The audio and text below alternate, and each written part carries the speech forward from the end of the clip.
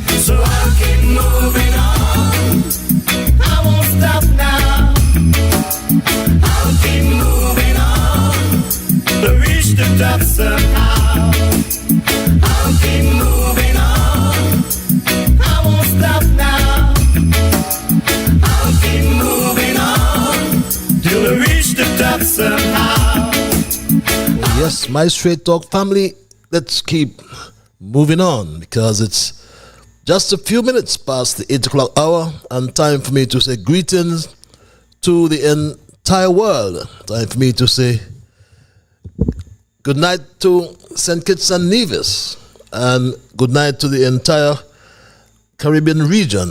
And I can't say good night to some other parts of the world because in the Kittitian and Nevision diaspora, we are spread all over the globe. And I'm at liberty to say good night. I can't say good morning, and I will say good afternoon because one of such greetings will be applicable to the region in which you find yourselves, perhaps in Asia, maybe in Europe, or in Africa, and certainly there are a whole lot of you all over North America. So I'm at liberty to say just welcome and greetings to wherever I find you in the Kittitian, Nevision, and Caribbean diaspora all around the globe. And welcome to another edition of Straight Talk. And I will hasten to thank all those who continue to share the link, because when you do so, I get first-timers. And for the first-timers, welcome. And I trust and hope it will not be your last time. And just to inform you that Straight Talk is a public service program that facilitates and promotes free expression of all issues on all issues of national interest, be they legal, be they environmental, be they technological, social, economic, and or political issues. On Straight Talk, we do have a forum to express yourselves freely. And on this program, we try to raise the level of national consciousness. We try to raise the level of national discourse by alerting our people to their rights, to their responsibilities, and certainly to their obligations. My name is Ian Patches Liburd, and I thank Almighty God for blessing me with the opportunity to join you in conversation, my Straight Talk family, on yet another occasion. And I want to pledge, especially for those who are first-timers, and just to reassure those who are with me all the time, that I am going to remain always an untiring advocate of truthfulness. And my Straight Talk family, I want to reassure you and to assure those who are with me for the first time, beg your pardon, absolutely nothing is watered down on this program. We never try to make it more interesting, neither by omission or by exaggeration. And Straight Talk is not about sensationalism or creating excitement, especially at the expense of accuracy. We lean on the facts. And I can assure you it is my bounden duty to present the unvarnished truth, I call it, the plain truth, in other words, especially when it comes to governance and transparency and, of course, integrity, in particular in my country, but more so in all parts of the world.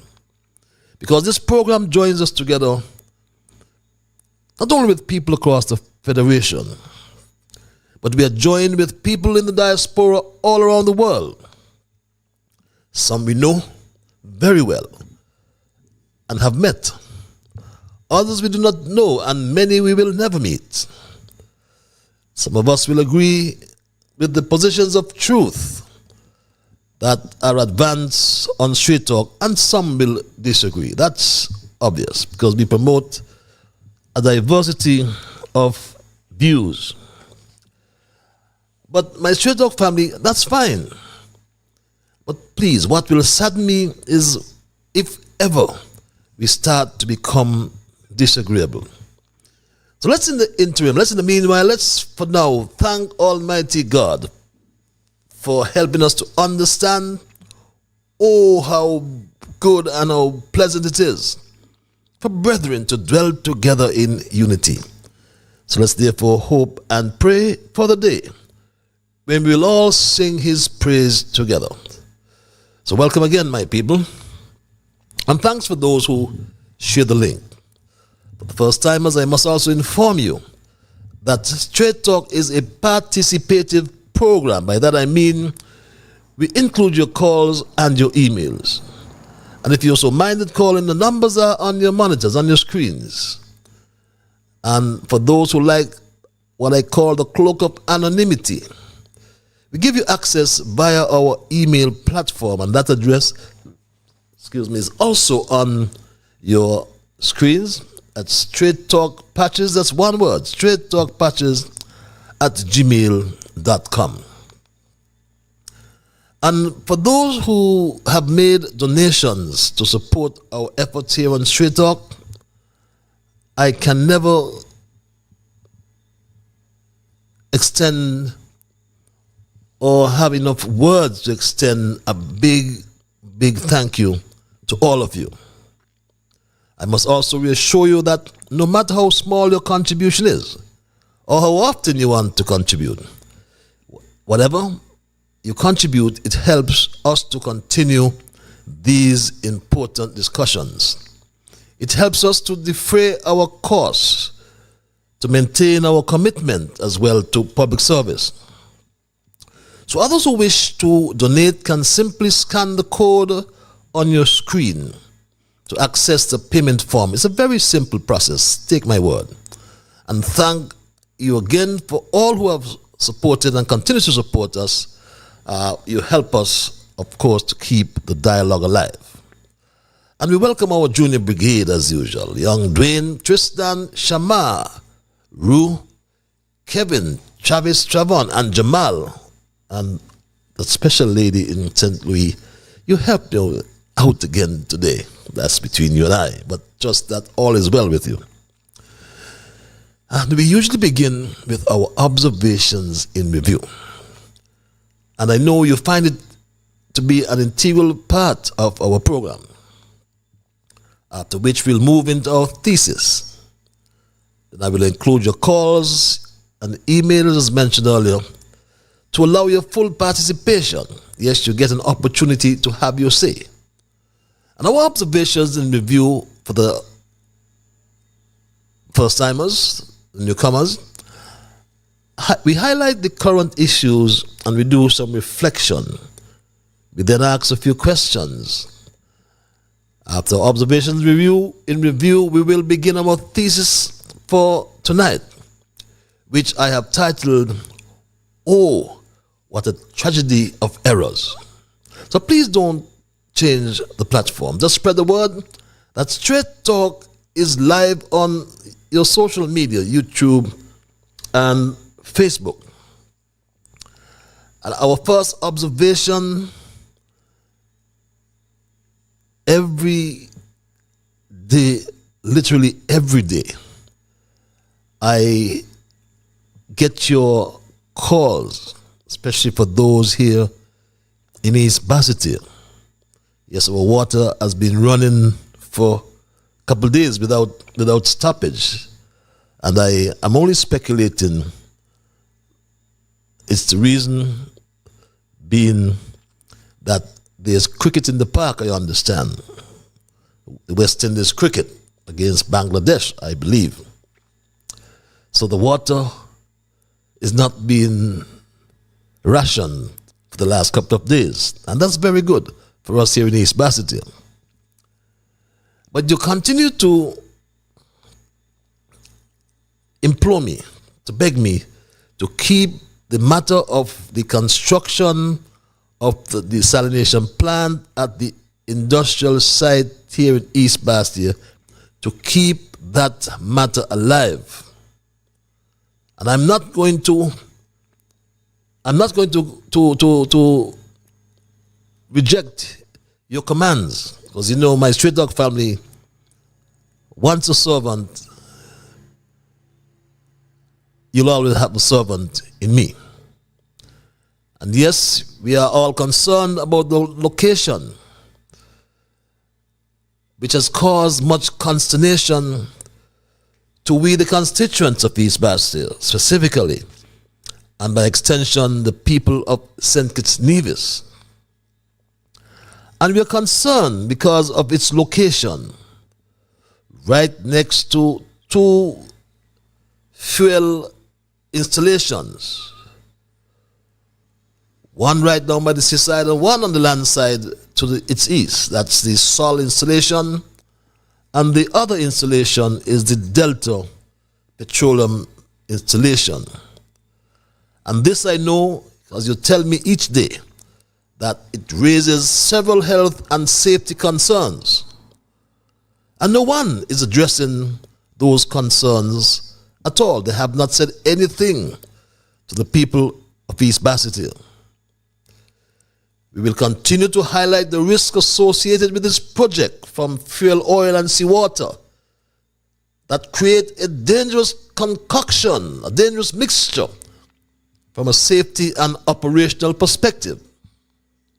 We are not going to stop until they give us some satisfaction.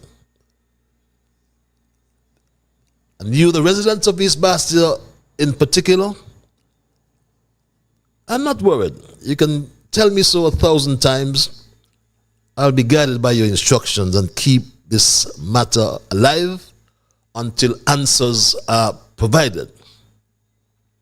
We don't know what environmental and safety regulations are in place to govern the operations of this desalination plant. But the serious environmental risk from contamination is frightening. It affects me personally.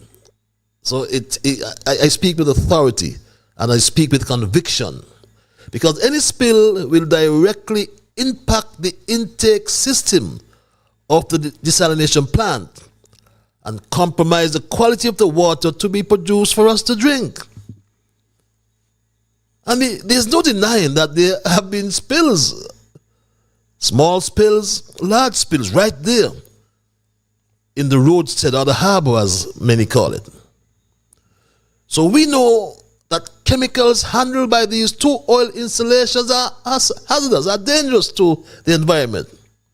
And any legal accident would make the desalination process difficult and dangerous if not properly filtered or treated.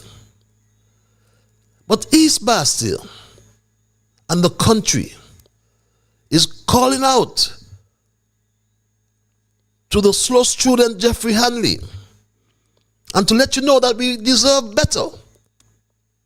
And you must give the constituency full assurance that we would not be poisoned from the drinking water or from drinking that water.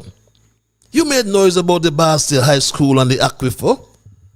But come on, make some noise about that desalination plant right next to Delta and Sal. And my people in East Bastille, you continue raising this vexing issue through me, and I will raise it publicly until we get answers. Like all of you, believe me, I am very nervous. I am very, very nervous to even think about drinking water produced from fuel oil and seawater. And we demand assurances from the slow student, Jeffrey Hanley. Our second observation relates, yes, to the desalination project as well. It is approved under the public benefit option, and the Royal Utilities is the approved benefactor. However, no cost has been given for the said project, and no information whatsoever has been provided regarding the amount of passports to be sold under this option. How many shares have been approved? The New Bastille High School is also approved under the public benefit option. You can see on your screens, on your monitors, my Straight Talk family, that Preconco, a Barbadian company, is the approved public benefactor as per the list that's posted on your screens. But Straight Talk has just learned that 1,200 units have been approved for sale by Preconco Senkits Limited for construction of the Bastille High School. And that means 4,800 passports will be sold on this project alone, based on a family of 4 persons. We understand that some 1,200 units, shares, have been approved. The government of Dr. Terence Michael July is silent. But what is even more troubling, my Straight Talk family, is the fact that 1,200 shares at US $250,000 per share amount to US $300 million, or over $750 million EC dollars. And this is for a school estimated to cost US $40 million, or just over $100 million. So Dr. July has a lot of explaining to do to the country. Dr. Terence Michael July must tell the country where the East Caribbean $700 million is going. After all, if you are selling or approve or have approved 1,200 shares at $250,000 per share, that's over $800 million. The school is costing $100 million. So where the hell is the East $700 million going? In whose pocket? Terence Michael July. No wonder. Even your own supporters have acknowledged. Even their own supporters now acknowledge how thief these politicians are, and all for themselves, according to Kendra. I love Kendra. who said this, my Straight Talk family. For the thief that she away, no? I don't know what ministers running up in there for right now, because let me tell you, by the time this labor done with the government and the money pot, nothing will be in there. They're empty. The pot will be empty. What are you going to fill it with? You're going out, go really more investors, go tell lies, and all kind of thing to accumulate the money and run away with the money in all kind of offshore account and all kind of thing to come give us excuse again. It's one bad experience we having after the other. So the best thing I say, let me bring back the thief for the sharing. Thief is thief, but let me bring back the one with the sharing, because all you ain't sharing nothing. I just like this narrative from Kendra. I never met her. I don't recall ever meeting this Kendra. But Kendra, I love you for your assertiveness. But this is what you get from a July Labour Party that is called transparency. Transparency for Dr. July means everything is a state secret and hidden from people. It's called the July model of transparency. And my third observation, my Straight Talk family, we are following a story concerning the use of government vehicles and the supply of gasoline. The supply of gasoline for these vehicles. And my Straight Talk family, while on the use of government vehicles, Straight Talk must commend the snake Mark Brantley. Yes, we always give credit where credit is due. And hear me, Straight Talk and its hosts personally must commend the snake Mark Brantley across the Narrows for his bold attempt to stamp out the misuse of government vehicles on Nevis. The snake Mark Brantley outlined the measures that would be implemented come 2025. And he said this in the Nevis Island Assembly. President, we have to tackle abuses of government property, which cost the taxpayers large sums of money. I am sure that members of the public see government vehicles on our roads at all hours of the day and night. They are at the supermarkets, at churches, and at the bars around the island. The wear and tear and fuel all come at a significant cost to the people of Nevis. In addition, whenever accidents happen, the taxpayers again call upon to bear the cost. We have found that some officers who have these vehicles as their personal vehicles are also still collecting travel allowance monthly. This abuse has to stop. In the new year, we shall install tracking devices on all NIA vehicles so that their whereabouts can be monitored at all times. I remind officers that government vehicles are for government duties, not for personal pleasure or for personal use. Yes, Brantley got this one right, and I am in full concurrence with him. But across the Narrows here in St. Kitts, it's even worse, I believe. When you see those G100, G24, all sorts of Gs, you see them on the beach, at the supermarkets, at church. So I challenge, Straight Talk challenges Terence Michael July to be bold enough, like the snake Mark Brantley, and take a similar stance, as the same problem exists right here on St. Kitts with the misuse and abuse of public or government vehicles. And I know essential services like the water department, the electricity department, and other departments are required to use these vehicles at certain hours, not to go to the beach or the supermarket. But even more troubling on St. Kitts is the news that have just come to hand, and Straight Talk is trying to confirm whether it is true or not, that the two vehicles, beg your pardon, owned by the slow student and one driven by his wife, are both filled up on a regular basis at the government pump over there at the old SSMC Center. And Straight Talk is closely following that story and will keep you posted on the veracity or the accuracy of the information.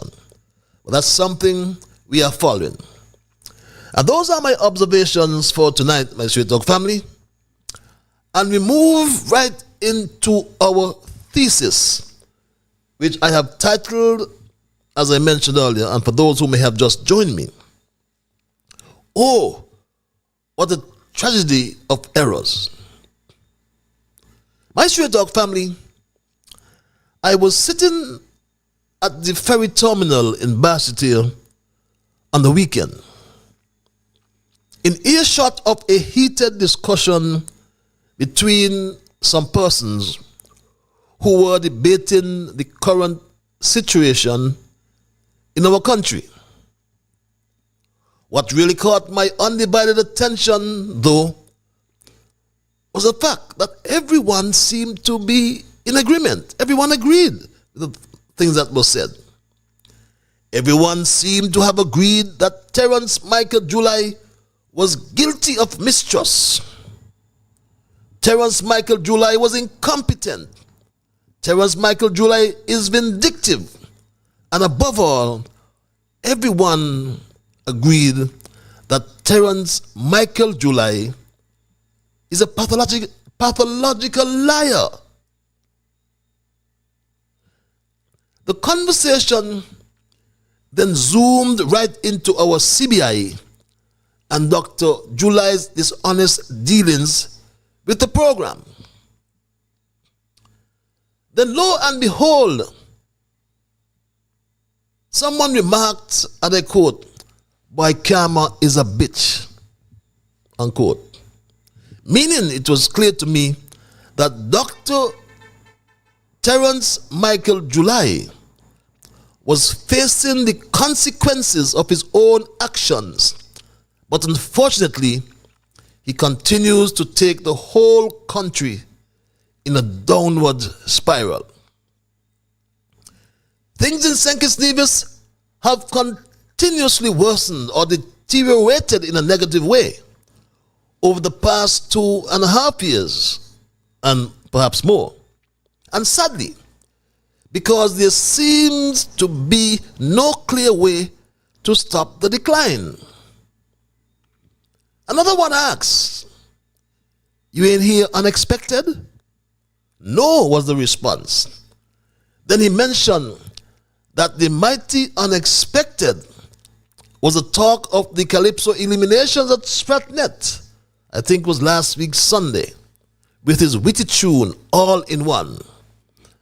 And I had to agree silently while I was there in earshot of this conversation. And you may not have heard unexpected, All in One. You run this country, with a one-seat party. So, all is one. Aye, aye.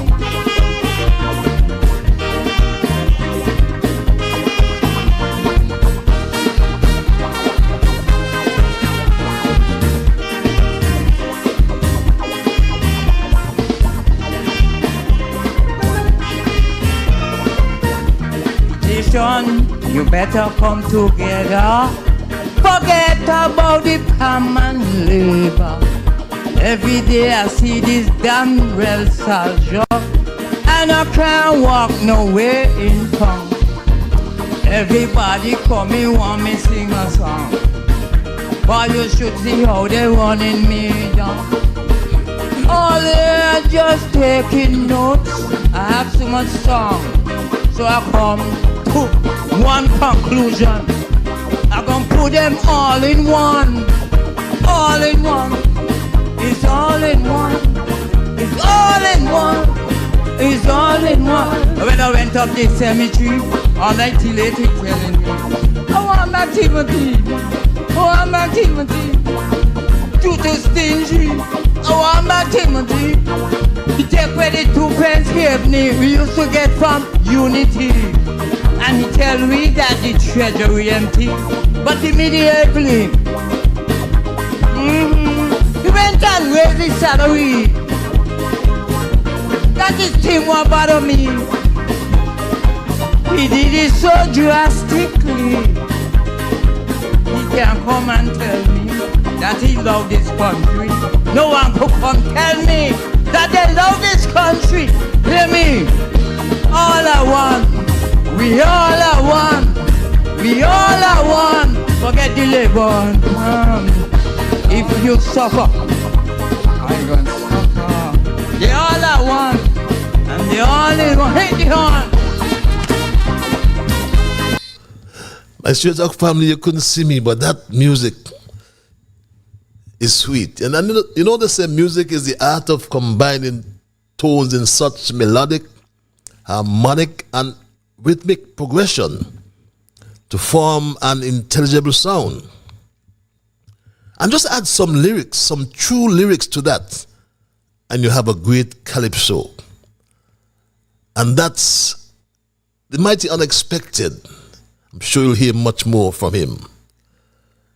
But the Calypsonian, my Straight Talk family, it is said, is the voice of the poor man. And truth be told, wherever you turn, many people are saying that they want back Timothy. To many people, it's not easy, it's rough. Things are not well. And these are the common cries that you will hear all over St. Kitts and Nevis, my Straight Talk family. It is not EASY. It is not easy. And do not be fooled. Do not let no nice show and no nice thing fool you. The $500 from the PAP, it is so helpful. It come in so handy.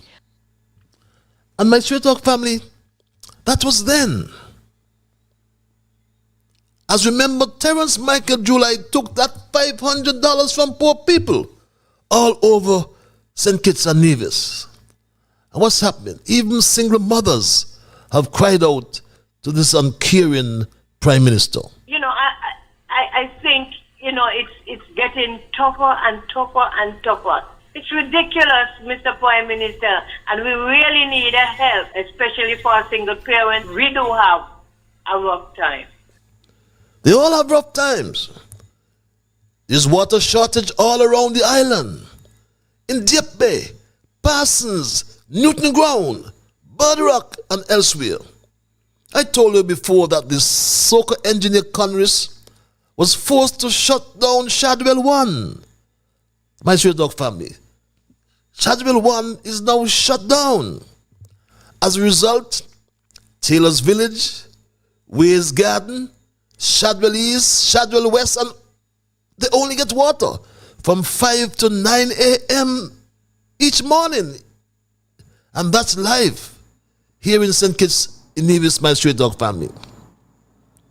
Shadwell 2 was capped and still not repaired. Never receive 1 gallon of water from that well because the content was not fit for human consumption. And that well, after years, have not been repaired.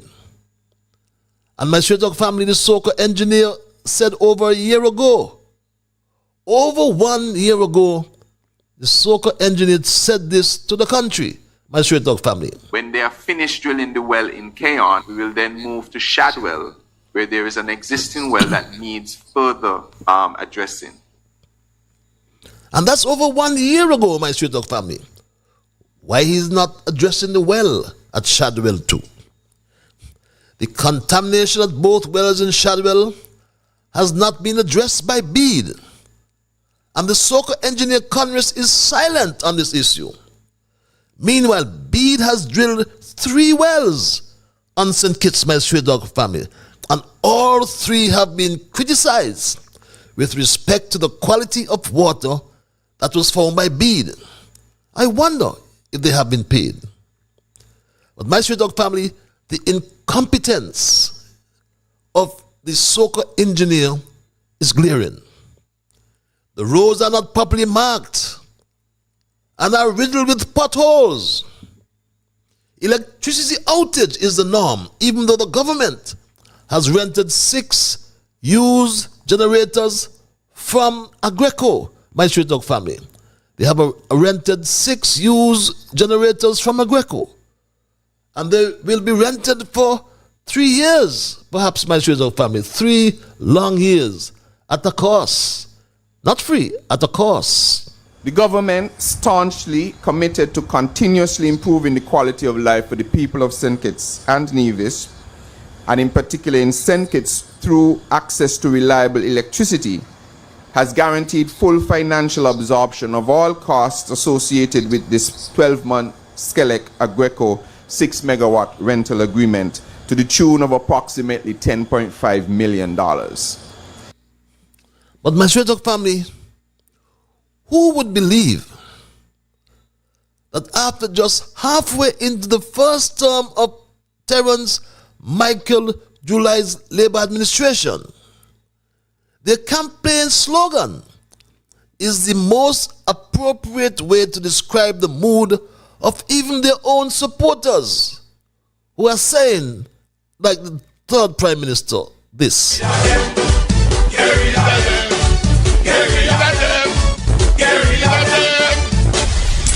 Ay, ay, ay. This song is sweeter than Juleba. Get rid of them.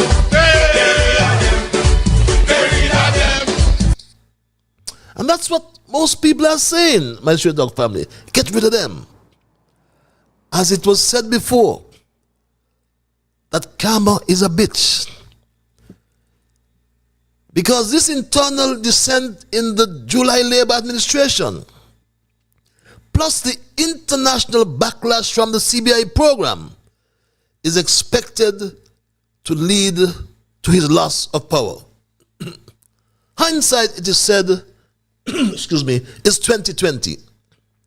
And now we can say, excuse me, that we never anticipated the decisions we made in August 2022. When we reflect as a country and a people, we can now say that having elected Dr. Terence Michael July as our Prime Minister is like putting a taxi driver, as important as taxi drivers are, it's like putting a taxi driver in the cockpit of an airplane. His lack of leadership quality, his performance to date, confirm that politics is a profession that can put someone in a position of power and responsibility without prior experience or demonstration of ability. The role of any Prime Minister, my Street Dog family, is about putting the needs of the country first, but not Dr. July, as he is surely about himself. One would think that any salary increase should be performance-based, but without chopping one stroke, he awarded himself and his colleagues a whopping 33 or 34% increase. Not so, my Street Dog family. The salary increase for ministers was not based on performance, because the rationale provided by the corrupt Attorney General Garth Lucifer Wilkin suggested that his cabinet colleagues are open to bribes. They should be paid well, is what the Attorney General said, to discourage corruption. These are not my words. These are his words, my Street Dog family. In order to discourage ministers being corrupt, they should be paid well. Yes, you're doing a public service. However, you should be able to take care of your family. But it should also be reasonable so that you can satisfy your obligations. And when the person comes with the potential bribe, you can tell them, no, I don't want that. My Street Dog family, the Attorney General Garth Lucifer Wilkin conceded to the whole world that his colleagues in cabinet can abuse their power for personal gain. That's what he said. But July and his colleagues raised their pay by 33% or 34%. And now he has sent his special advisor, who is an expert on collecting dog licenses. Yes, Austin Edinburgh is an expert on how not to or how to collect dog licenses. And he has sent his special advisor to tell hard-working public servants that it is unreasonable to expect a double salary in these difficult times, my straight dog family. Hear this. But I'm a straightforward guy. And as I said, a double salary would benefit me. Me too. Like it benefits everybody else. Right.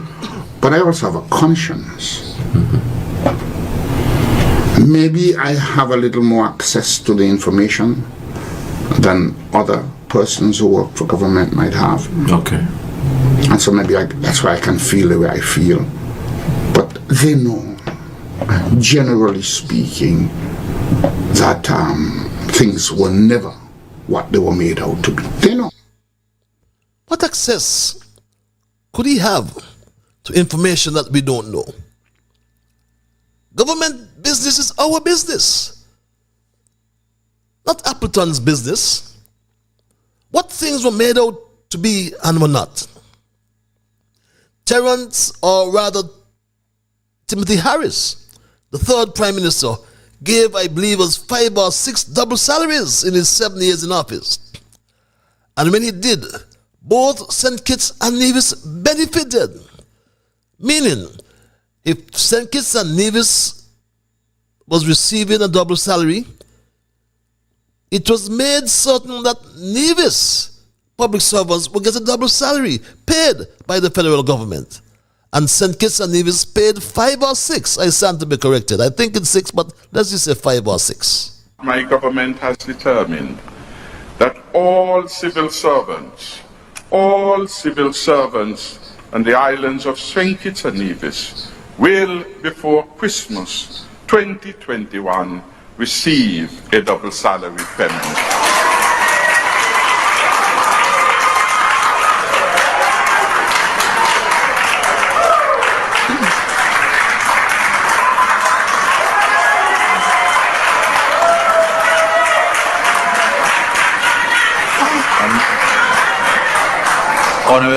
Honorable Minister of Finance, I'm wondering how I should react, but continue.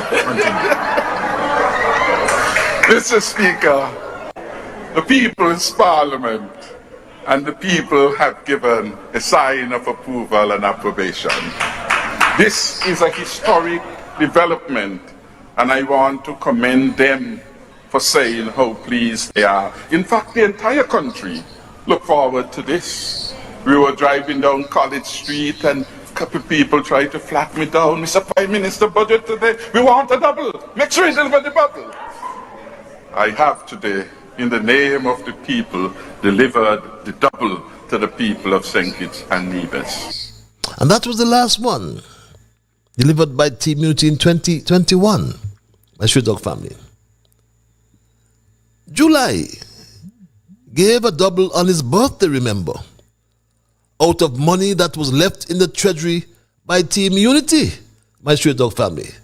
July gave a double out of money that was left in the treasury. You heard it straight from the Prime Minister's mouth. It's not a fake. All public servants will be getting a double salary. But PM, where is this coming from? Because here in Antigua and Barbuda, our government has not been able to offer stimulus to Antiguans and Barbudans during COVID. And we keep hearing of all these great initiatives in your country. Have you discovered oil somewhere in Bastia? I can't say we have discovered oil. Let me say that each country has its own response, but this has been our response. I can't say we don't have oil. Of course, we had some monies put away for a long time now that we would use during a rainy day. Money put away, money he found in the treasury that Timothy Harris and his team Unity Administration had put away for rainy day. So he paid in 2022. His bad spending only allowed him to pay half a double. Never heard of that? Half a double in 2023. That's last year. And now he has run the country broke and has no money to pay a double in 2024. And he's blaming all sorts of things. I don't even want to mention the nonsense he utters. But my Straight Talk family, the time in office of this Prime Minister and his self-proclaimed A-team is laced with a tragedy of errors. Prime Minister started on the premise of lies and liars have no memory, that he has become so comfortable lying that his bold-faced lies have become the norm. Remember, my Straight Talk family, in opposition, he spoke about addressing the high cost of living. Here's what he said in July 2022. But the way the cost of living is, everything going up, and the government has not really have not really responded appropriately to deal with the high cost of living. People are paying too much for too many things, for basic things. And you see, Ike, that is why during the last election, before when the COVID hit, and the Prime Minister was asked, where's the food? He said the boats are coming. And we had developed a dependency on imported food and never really took the opportunity to really produce food here to ensure that we can manage our prices and to have a constant supply. If those boats had stopped come for any reason during the COVID-19, we would have been dealing with real severe shortages of food here. And that is why food security and agriculture and food production will also be a hallmark of our program that we will present to the people of St. Kitts and Nevis. Imagine that, my Straight Talk family. Food production. But what has he done to address the cost of living? The boats are still coming. His Minister of Agriculture, Samal, was asked about agriculture diversification, my Straight Talk family. Wow. And I heard his response is what I said. Good morning, Glenn Bart from SKN Newsline. The idea of diversification in agriculture, the idea of sustainability, these are not ideas that are new. They've been around for decades.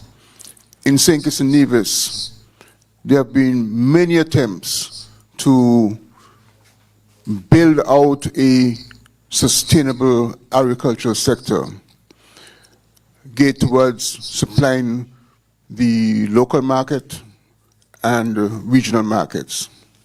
Unfortunately, 10, 15 years now since all of that activity, we are still at stage one. So my question is, what is going to change now to allow us to reach further and to sustain any progress that is made either in agriculture or in fisheries?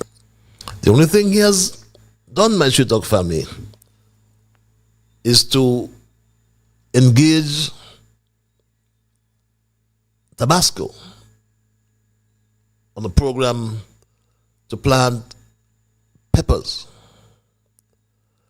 But that was not mentioned. Samal said that they are building storage for certain crops. Is what he said. What we have sought to do, really, and I can't speak entirely on past efforts, I can speak about now, we are growing for our farmers tomatoes, melons, and different type of seedlings, catering during the year to different conditions. What happens after the fruit is harvested? How is it handled? How much of it we are losing? Why are we losing it? That's why we invested into storage. How long, my Straight Talk family, have we been in growing tomatoes and watermelons? How long? Invested in storage. My Straight Talk family, Since in the 1970s, Robert Llewellyn Bradshaw was way ahead and promoted self-sufficiency in agriculture. He also had an import ban on certain commodities. Antimaco was built, as I said, in the 1970s, my street of family, the Central Marketing Corporation, which was turned into a supermarket by Kennedy Alphonse Simmons and his administration in the 1980s, and sold by Denzel Llewellyn Douglas in the 1990s.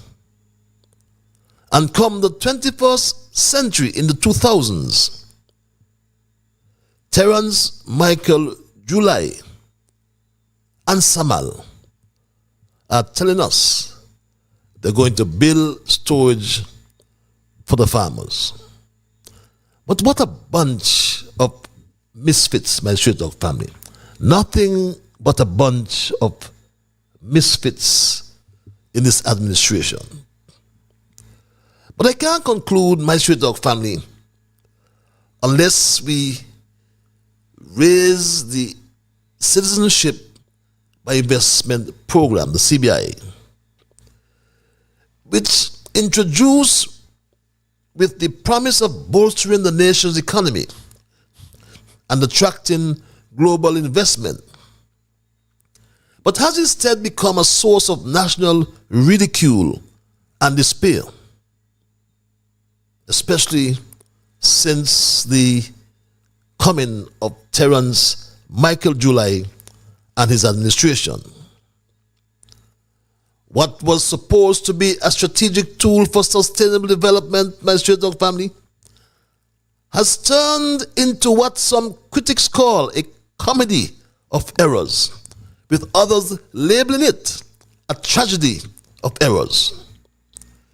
Terence Michael July, my straight dog family, while in opposition, said that the correctional facility under the CBI alternative investment option was a crime, my straight dog family. He tend to forget the things he say, no doubt. He said this. Over $2 billion you are saying to the people will not come in the coffers of St. Kitts and Nevis? I mean, that's an irresponsible government, not over irresponsible. That is a crime. It is a crime that the government is committing, that under these strenuous circumstances where people are having difficulty to meet their basic needs, and you are telling them, don't worry about $2 billion, it didn't come out your treasury. We can just sell your passport and put the money where we want to put it. That is a crime. Somebody needs to be brought to the court for that. Because think about it carefully. It is not right that something like that should happen. And I'm saying to the government to be more responsible with that. The St. Kitts Nevis Labour Party, untaking government, will make sure that it is more responsible with the people's money. There will be more transparency, more openness, and the people's money will be spent on the people. More transparency, more openness, he promised my straight dog family. This project was a crime. His Attorney General called it a scam, my straight dog family. His Attorney General Garth Lucifer Wilkin called it a scam. Those were his words. They're evidence in a RICO lawsuit. But Terence Michael July won the elections by default. And would you believe it, my straight dog family? All the CORs were signed. Over 22,000 passports were issued on his short watch in just a little over 2 years, thus perpetuating what he called, my straight dog family, a crime. It took his partner in crime to say this. And Terence Drew, I have supported you. I have applauded the reform that you've done. But now that I know that you have processed the vast majority of the Galaxy application and that you have lied to me, now you got some explaining to do. Not only with me, and you know what I'm talking about. He got explaining to do for the entire country, which has failed. Martinez also told us that Harris was speaking the truth and Drew was lying. Imagine that, my Straight Talk family. So when Timothy Harris, and God knows I have my issue with Timothy Harris, but when Timothy Harris says Drew processed most of those applications, he's not lying. He's telling the truth. Absolutely. Imagine July is called out by someone he called or we call a fraud. But it's the tragedy of errors, my Straight Talk family. The CBI program, which started as an ambitious project aimed at stimulating economic growth and global influence, has now become a symbol of what could have been.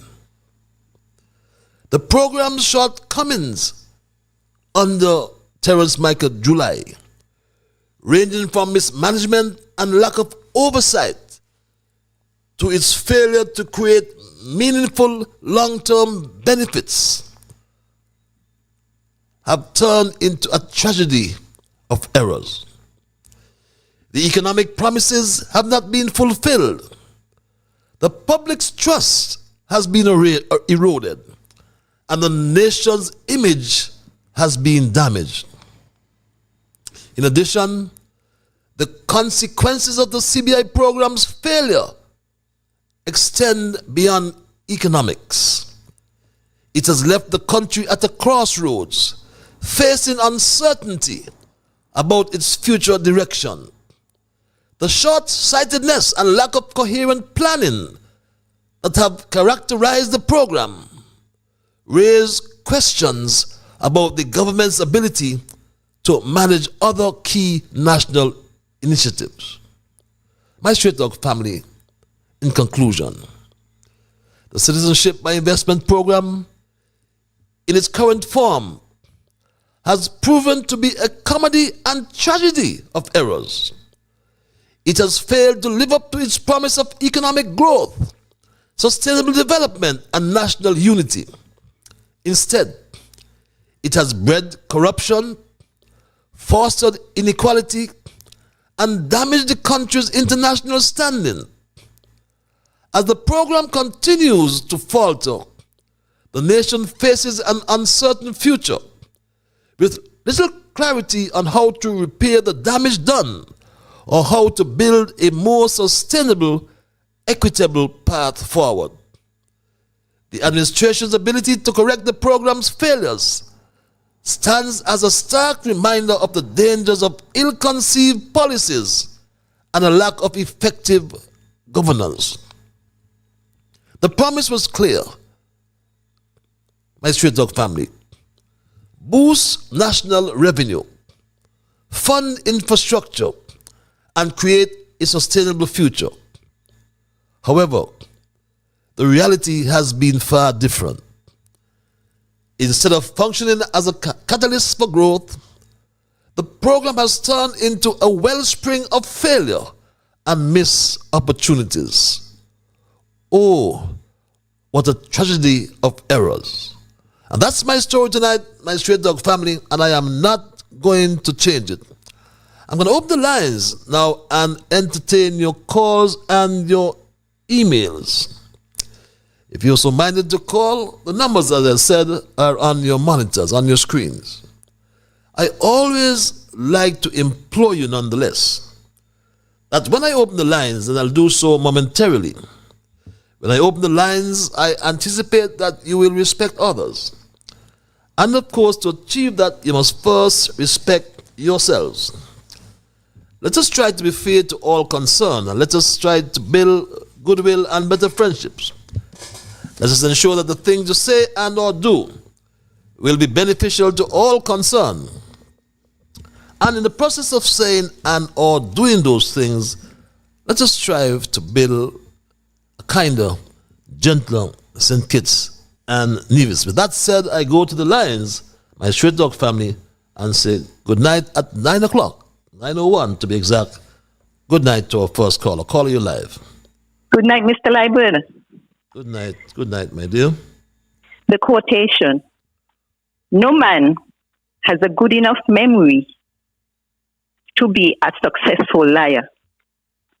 I repeat, no man has a good enough memory to be a successful liar. Have a great evening. Thank you very much. Be successful. Have a great evening. Caller always provides some very thought-provoking quotations. No man has a good enough memory to be a successful liar. And no doubt that captures our Prime Minister, as it says that liar has no memory, and he surely does not. It's 9:02, my Straight Talk family. If you have just joined me, welcome again.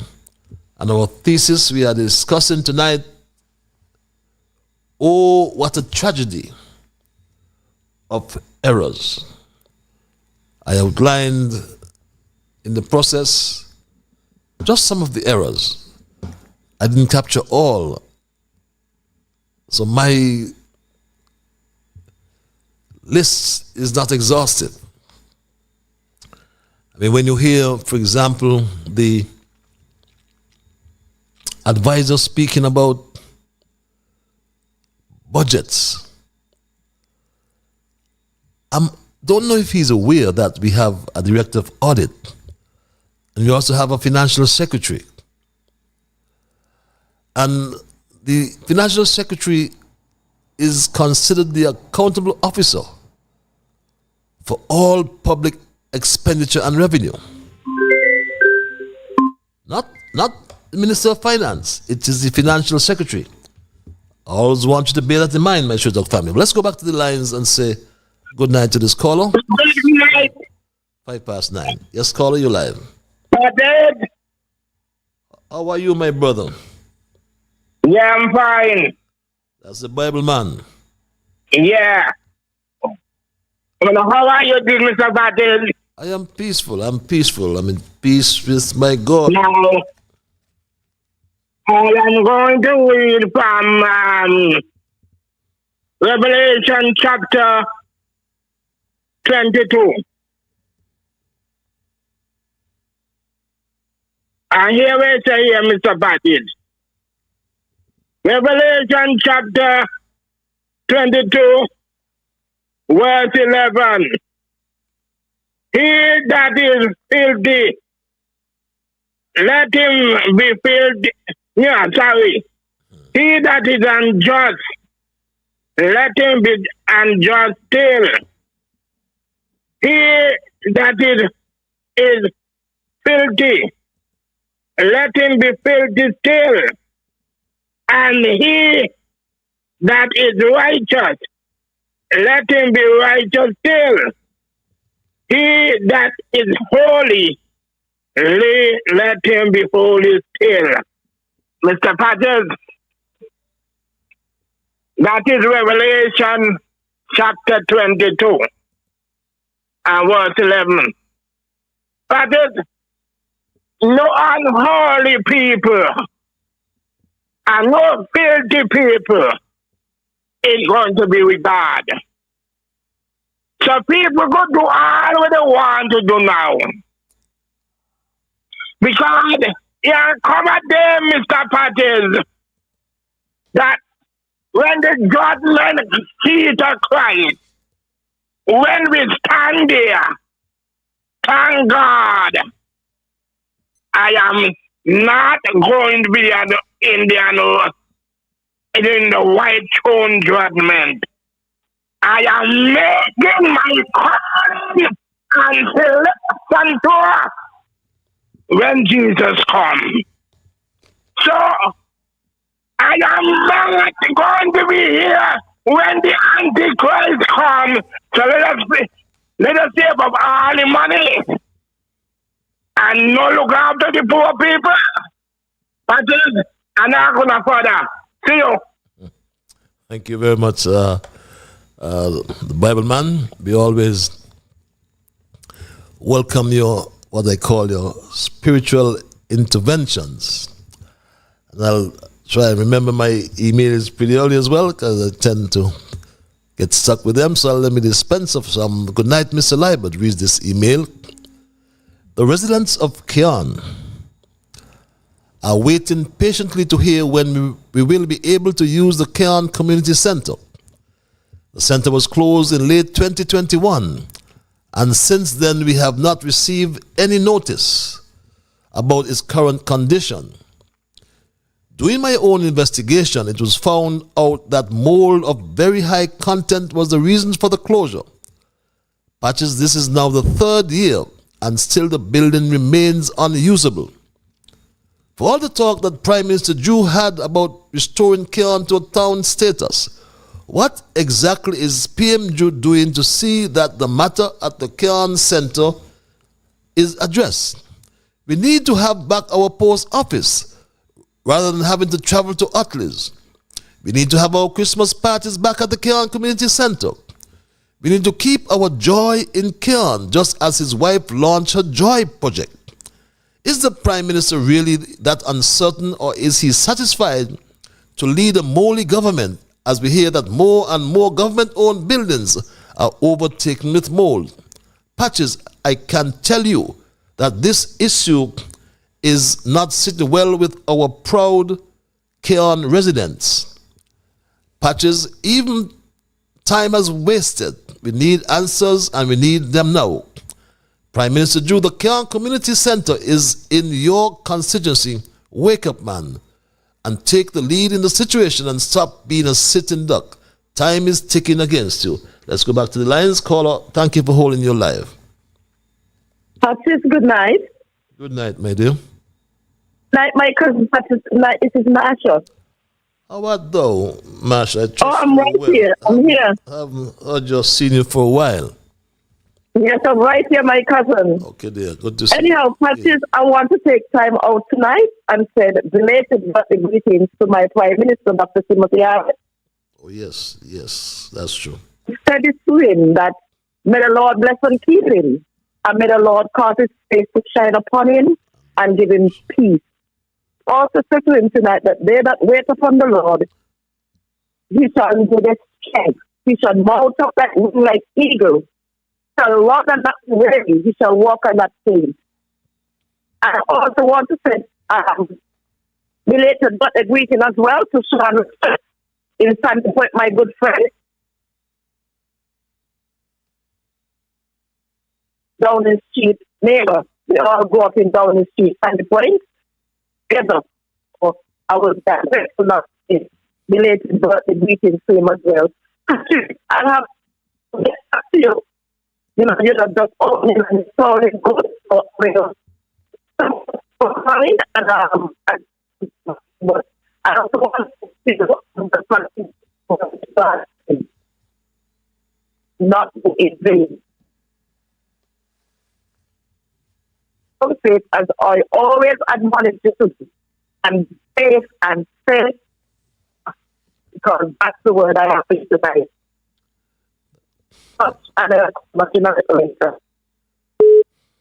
Thank you very much. Yes, we associate ourselves with those greetings coming from our dear family Marsha, and we trust and hope that Sean Richards and Timothy Harris both had wonderful birthday celebrations. Caller, thank you for holding your live. Hello, caller. Mr. Straight Talk. How is my Mr. Straight Talk? Yes, my brother from another mother. How about that? Yes, abracadabra. Abracadabra. How are you? I am peaceful. I am peaceful. Yourself? You you really sound peaceful I am tonight. peaceful. Trust me, I am.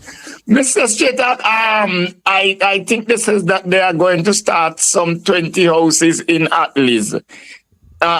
Is something of the truth like that?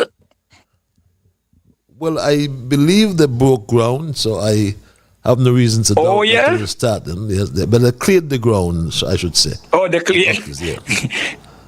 Okay. No. So at least have that kind of space to put those houses, and in the mountainside and the lowland side. I mean the side of the road. It looked like the lowland area, so it looks flat from the pictures I saw. Yeah. Okay. Well, let me just say good evening to my people, my brother there in Bellevue, Alvin, and his son George Reed, and my friend Lyda. And good night to the Tabernacle boy, guys there at the garage there in the Bronx, and Alberti Swana, and my brother from another mother, Ellis. Good night, my lovely niece and Texas Queen. How was your Thanksgiving? All right? Christmas is coming.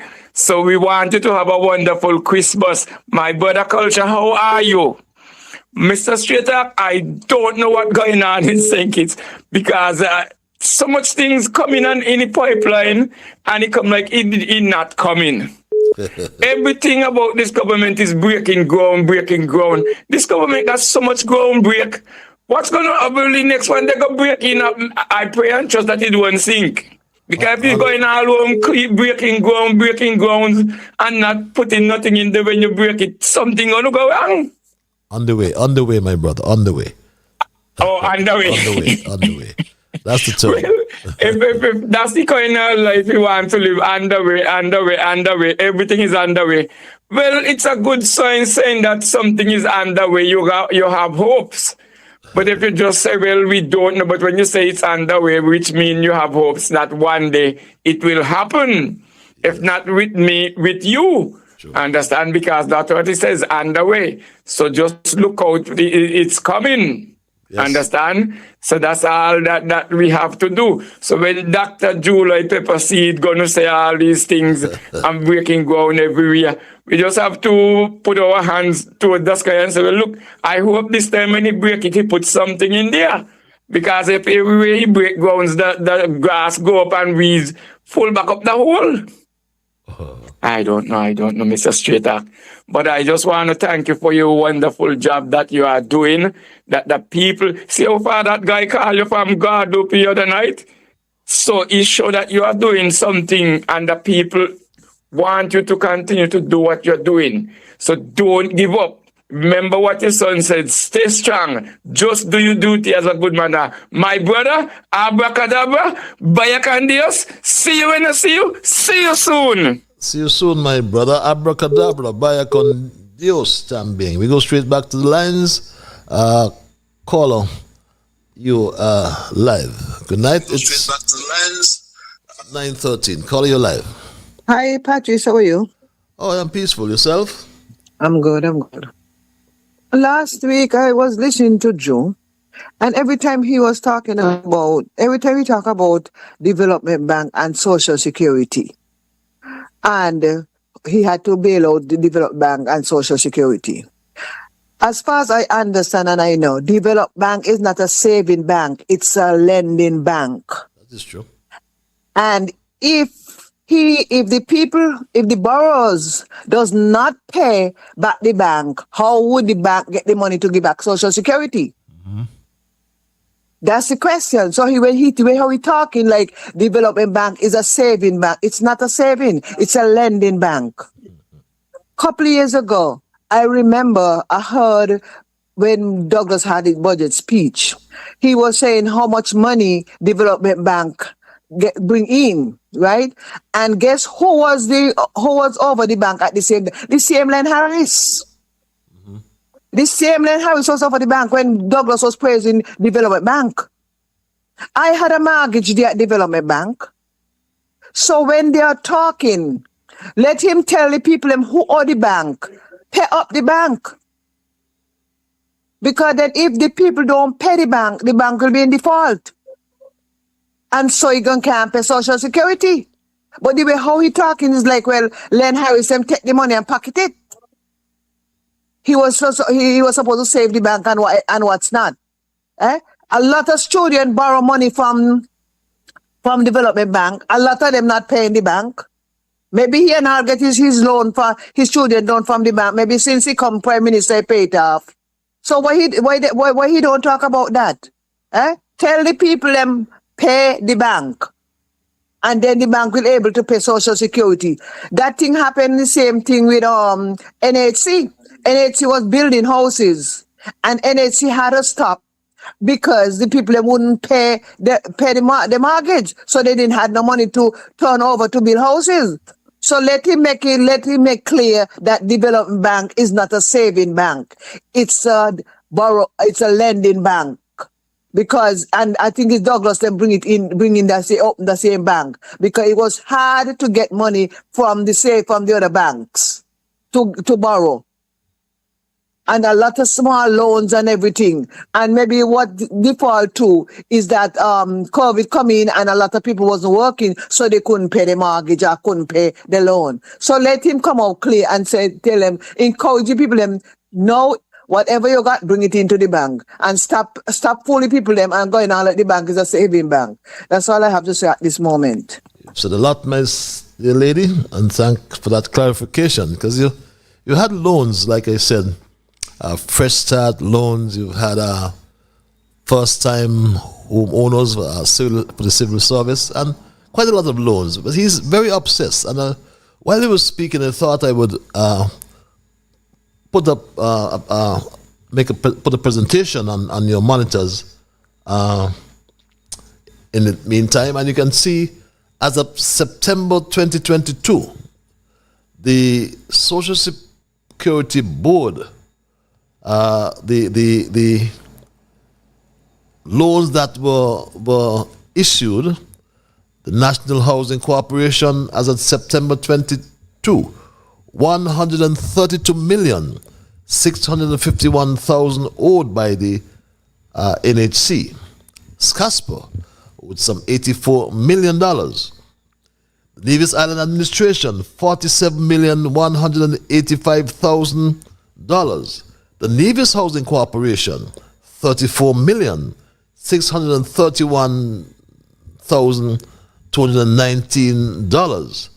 And other investments on Nevis alone were $147 million, 109,000. The Bank of Nevis Limited shares, the Bank of Nevis Limited, fixed deposit and treasury bills and real estate. So these are some of the loans outside of the Development Bank, but he seemed to be obsessed, obviously, with the Development Bank for reasons I'm sure you know very well. Let's go back to the lines and thank this caller for holding. Caller, you're live. Hello, caller. Good night. Good night, my dear. Good night. How are you? I am peaceful. It sounds like Alice in Wonderland. Okay, I am here. Thank God. Belated birthday greetings. Not too late to the best Prime Minister Timothy Harris. Never mind, he come from Labour. He know everything. They don't know more than him.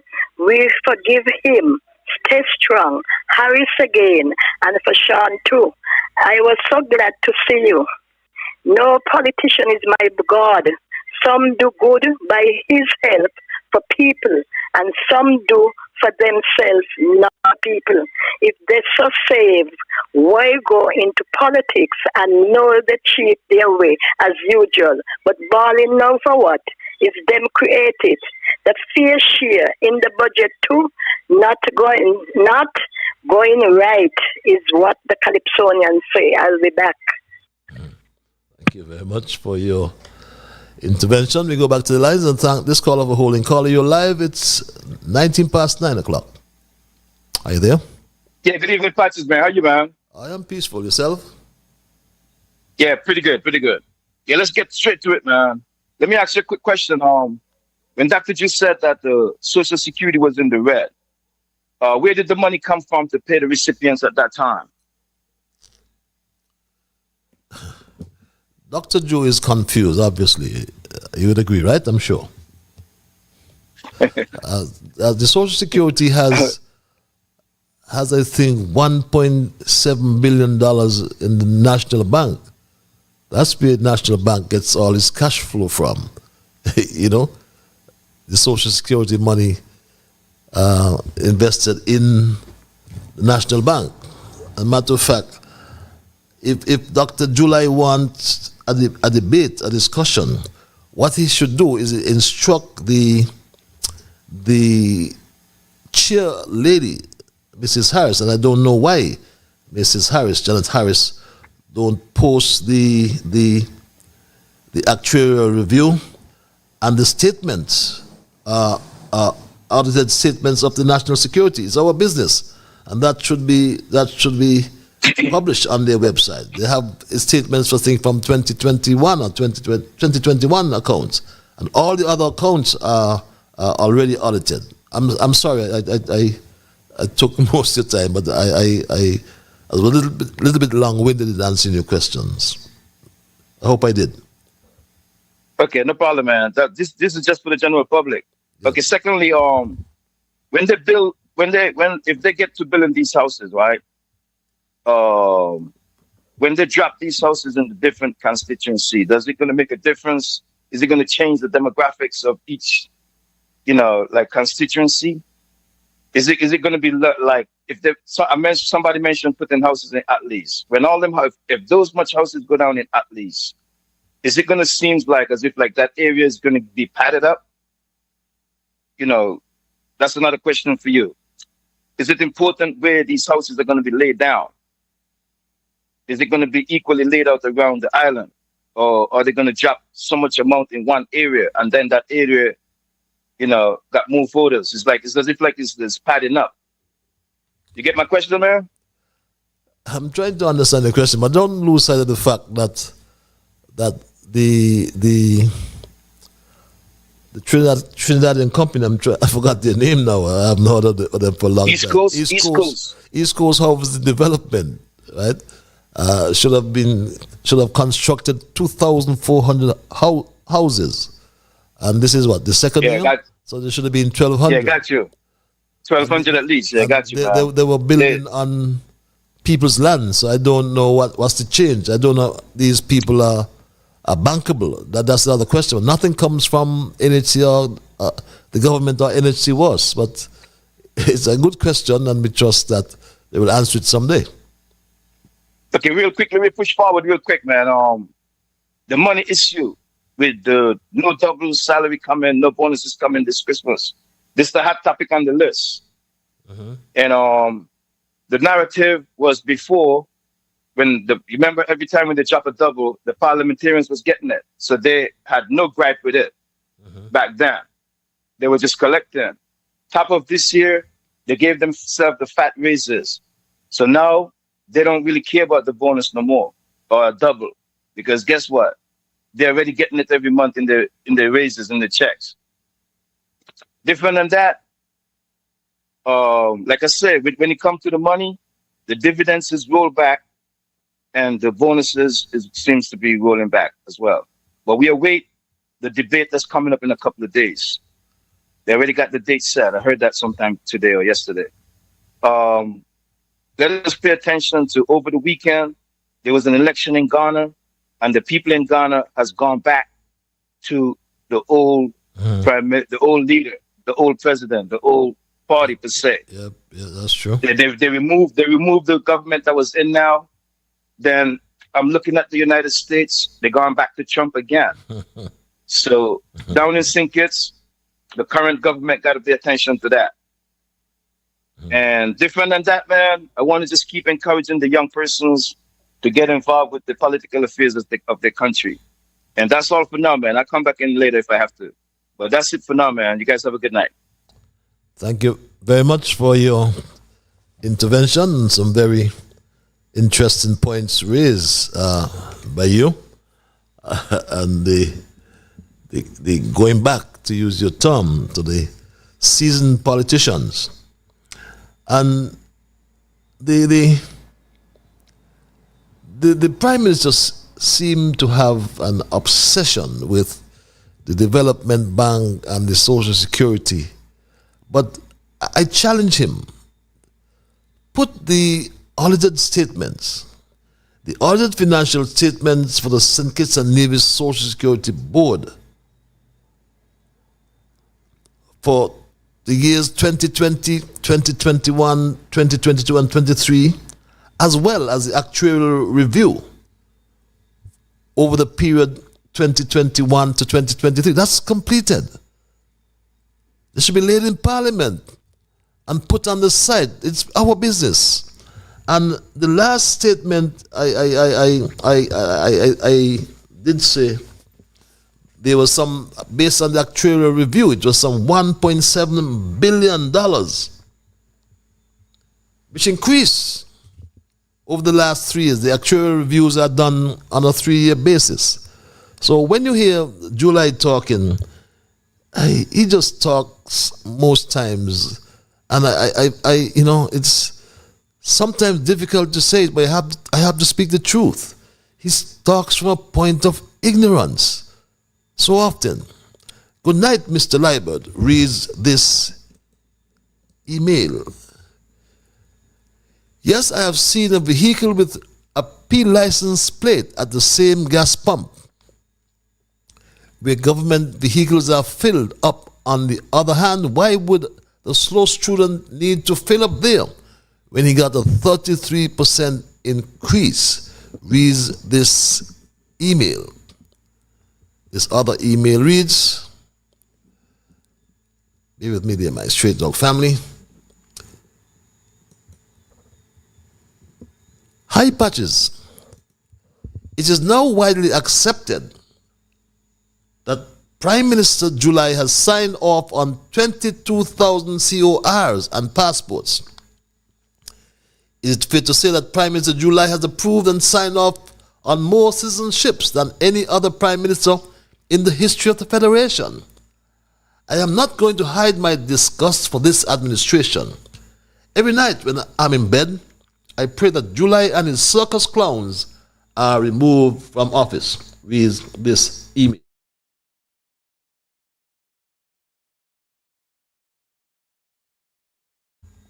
This other email reads, my straight dog family. Yes, he must be the Prime Minister who has signed most citizenships in such a short period of time. The snake is desperate to look good. This is just another way to waste more money. There's absolutely no need to put tracking on all G vehicles, that's government vehicles, so people can see those vehicles being abused and know exactly who is doing the abuse. Not against monitoring, but don't waste $1 million where $50 would do. If trackers must be used, start with those vehicles that have the convenient reason of having to be on the road. But the utilities and the police, that should be sorry, like the utilities and the police, the abusive culprits are in those groups. Reads this email. Good night, Patches. If government cannot pay a double salary, why not give each Social Security contributor $1,000? This will not break the treasury. Reads this other email.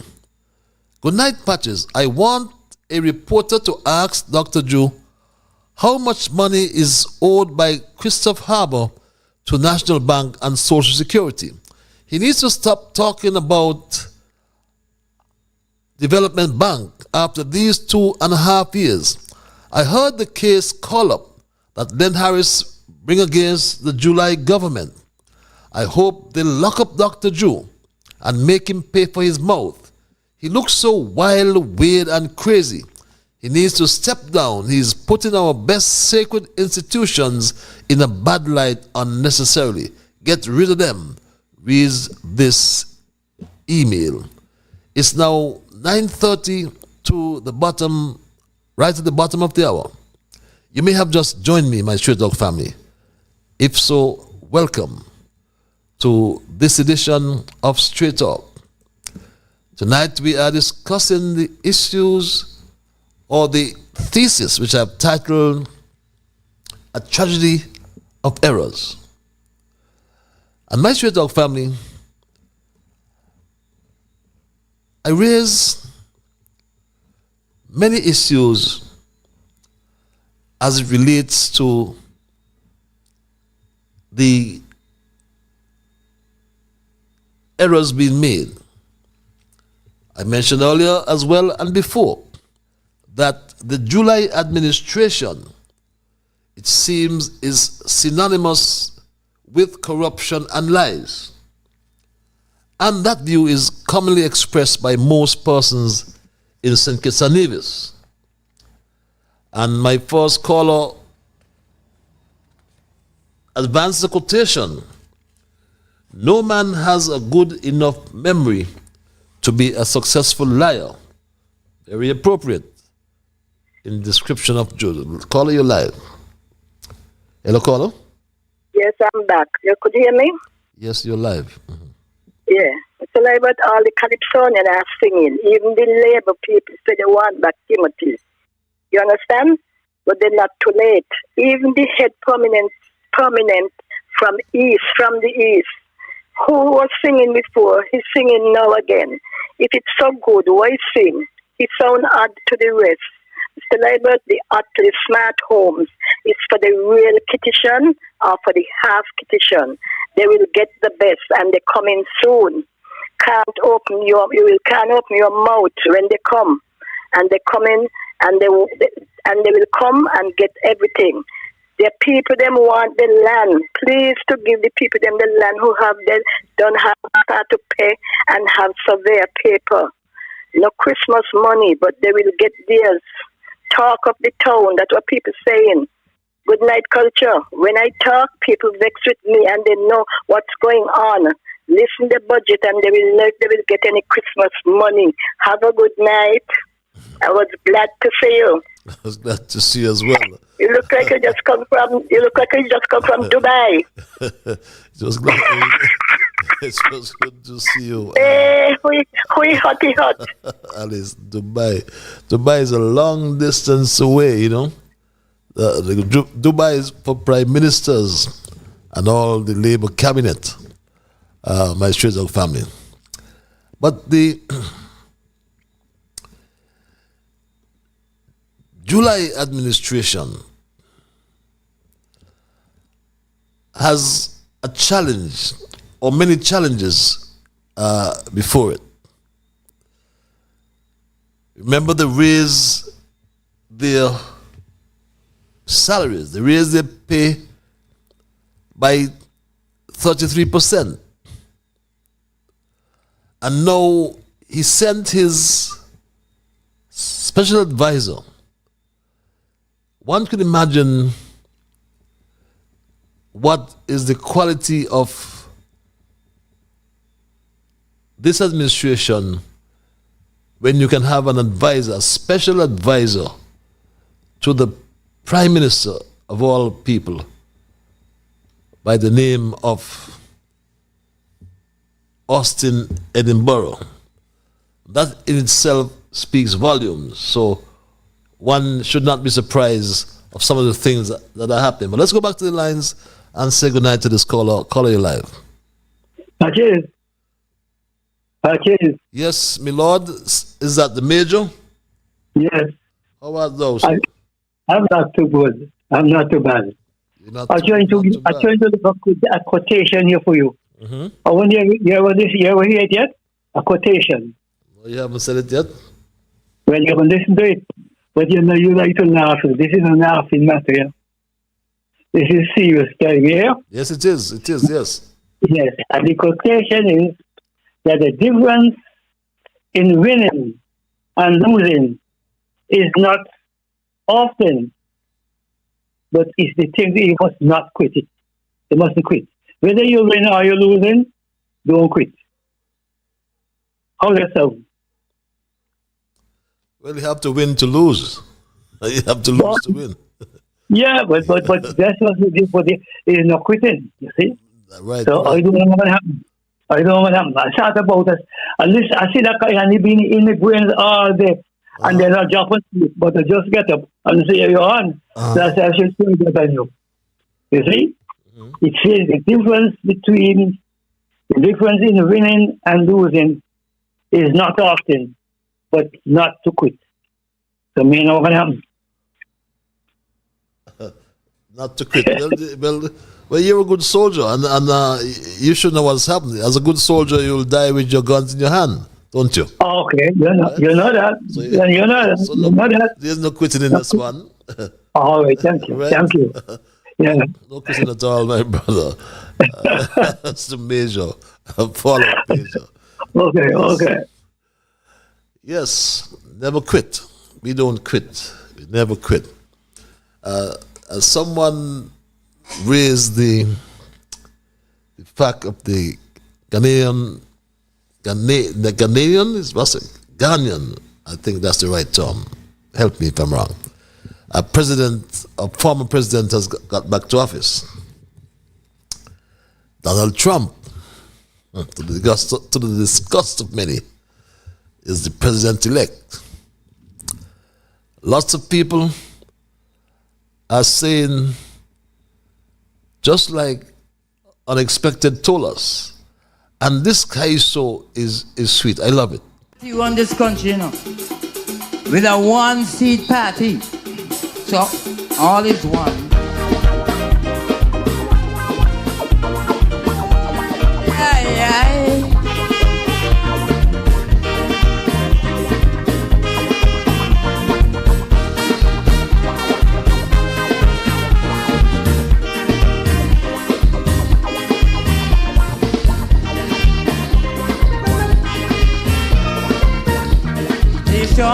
You better come together.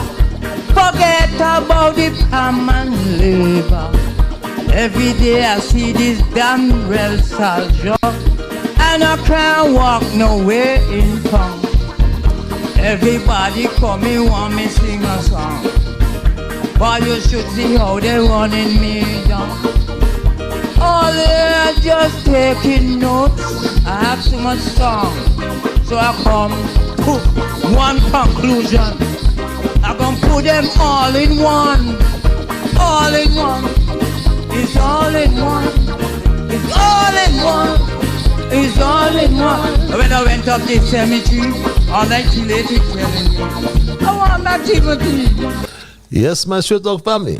That's what Calypsonian says the people is saying. But I was saying earlier, my Straight Dog family, that July and his colleagues raised their pay by 33%. And now he has sent his special advisor to tell hard-working people that it is unreasonable. It is unreasonable to expect a double salary. But why is it unreasonable to expect a double salary? But I'm a straightforward guy. I'm a straightforward guy. And as I said, a double salary would benefit me. Me too. Like it benefits everybody else. Right. But I also have a conscience. Maybe I have a little more access to the information than other persons who work for government might have. Okay. And so maybe that's why I can feel the way I feel. But they know, generally speaking, that things were never what they were made out to be. They know. And you ask yourselves, my Straight Dog family, because I have asked myself, what is he talking about? Things were made out to be and were not. But the third Prime Minister gave 5 or 6 double salaries in 6 years. Where he got the money from? And he not only paid double salary for the public servants on St. Kitts, he paid for those in Nevis as well. So both St. Kitts and Nevis's public servants benefited every time Harris paid a double salary. The last time it was in 2021. My government has determined that all civil servants on the islands of St. Kitts and Nevis will, before Christmas 2021, receive a double salary payment. And that was 2021. Let's go back to the lines and thank this caller you live. Hello, caller. It's a pleasure. Good evening to you. How are you doing tonight? I am peaceful, my dear. What about yourself? I can see you. Well, I'm excellent. I'm good. You sound that way. I just want... what you said? You sound that way. You sound good. Yes, I'm good. I just want to send my best wishes to the Honorable Sylvester Harris. Wishing belated birthday greeting and tell him live long and be strong. No weapon farmer thinking shall prosper. It doesn't really matter what they out there saying. We want him to live long and stay strong. Patrice, that man there who come out and attack about no double salary. No double salary can do he not, because wherever the dog license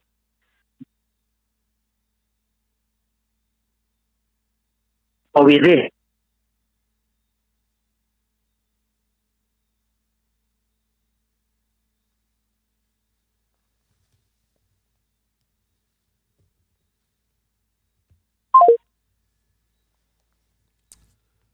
Okay. Seem to have lost that caller. I seem to have lost that caller. We do apologize for that. I don't know if you need a top up, my dear lady. But yes, Harris paid a double salary. I don't mind the special advisor. Gets a handsome paycheck.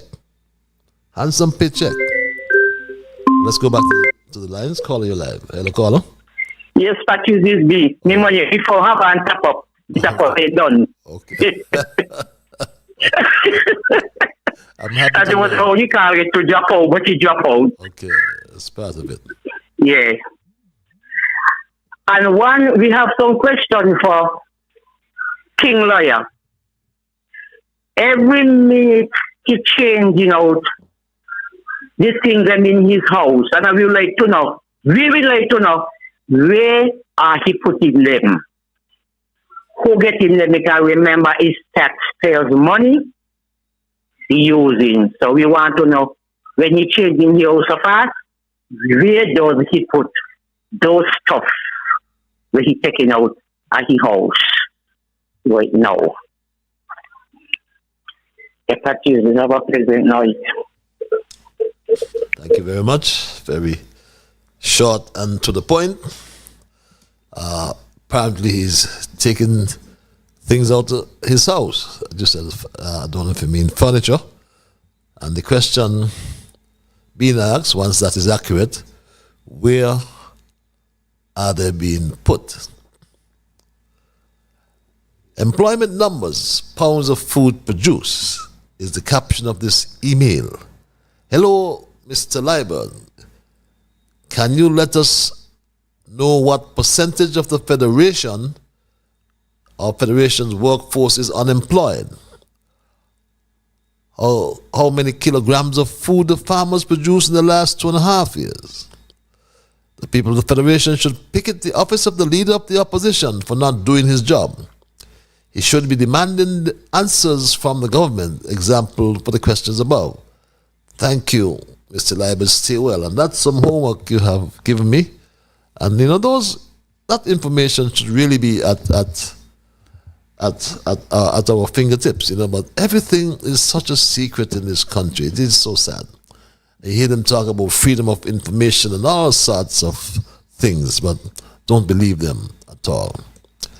Good night, Patches.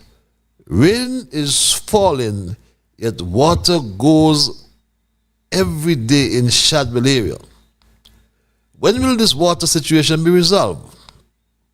Never before, as far as I can remember living in this country, we have such severe water shortage, if I can call it that. That is so correct, my Straight Talk family. That is so correct. Mr. Patches, healthcare is in shambles. Cuban nurses and doctors continue to work without a license. The nurses who came from Cuba 15 years ago and practiced as nurse attendants, which involves changing dressings and feeding patients, received over $20,000 each in retroactive pay. This money is for work they never did. How can someone receive money for working as a registered nurse when they were never? Most interestingly, can someone receive money over $20,000 for a position in which they can't function? Mr. Patches, this idea in Dr. July's head, which is to elevate his Cuban companion, is being abused. He needs to wave up. These nurses were allowed, one of that should be wake up. These nurses were allowed to write the regional licensing exam and all failed. These nurses were admitted to a midwifery program which had to be discontinued because they continued to fail. The principal nursing officer needs to wake up, provide proper training for these individuals instead of putting patients' lives at risk. This matter is serious. Reads this email. And yes, that sounds like a serious matter, which is 13 before the 10 o'clock hour. If you have joined me for the first time tonight, welcome.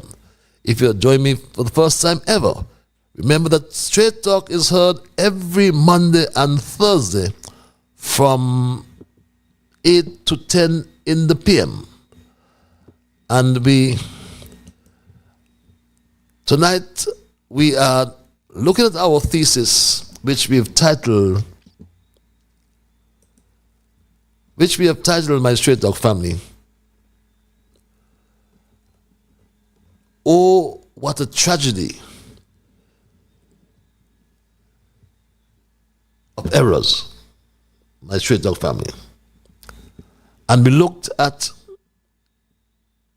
several issues, and we did not exhaust the tragedies. We did not exhaust the tragedies. But we were talking before I went to the line about the double salary. And July, remember, gave a double salary on his birthday. He said he met the country in a deficit. But he probably wasn't thinking that because he's speaking to an overseas reporter at Observer Radio, that we were all listening. He said the country was in the red, but yet he found money to pay a double salary, and he said this is where he found the money. You heard it straight from the Prime Minister's mouth. It's not a fake. All public servants will be getting a double salary. But PM, where is this coming from? Because here in Antigua and Barbuda, our government has not been able to offer stimulus to Antiguans and Barbudans during COVID. And we keep hearing of all these great initiatives in your country. Have you discovered oil somewhere in Bastia? I can't say we have discovered oil. Let me say that each country has its own response, but this has been our response. I can't say we don't have oil. Of course, we had some monies put away for a long time now that we would use during a rainy day.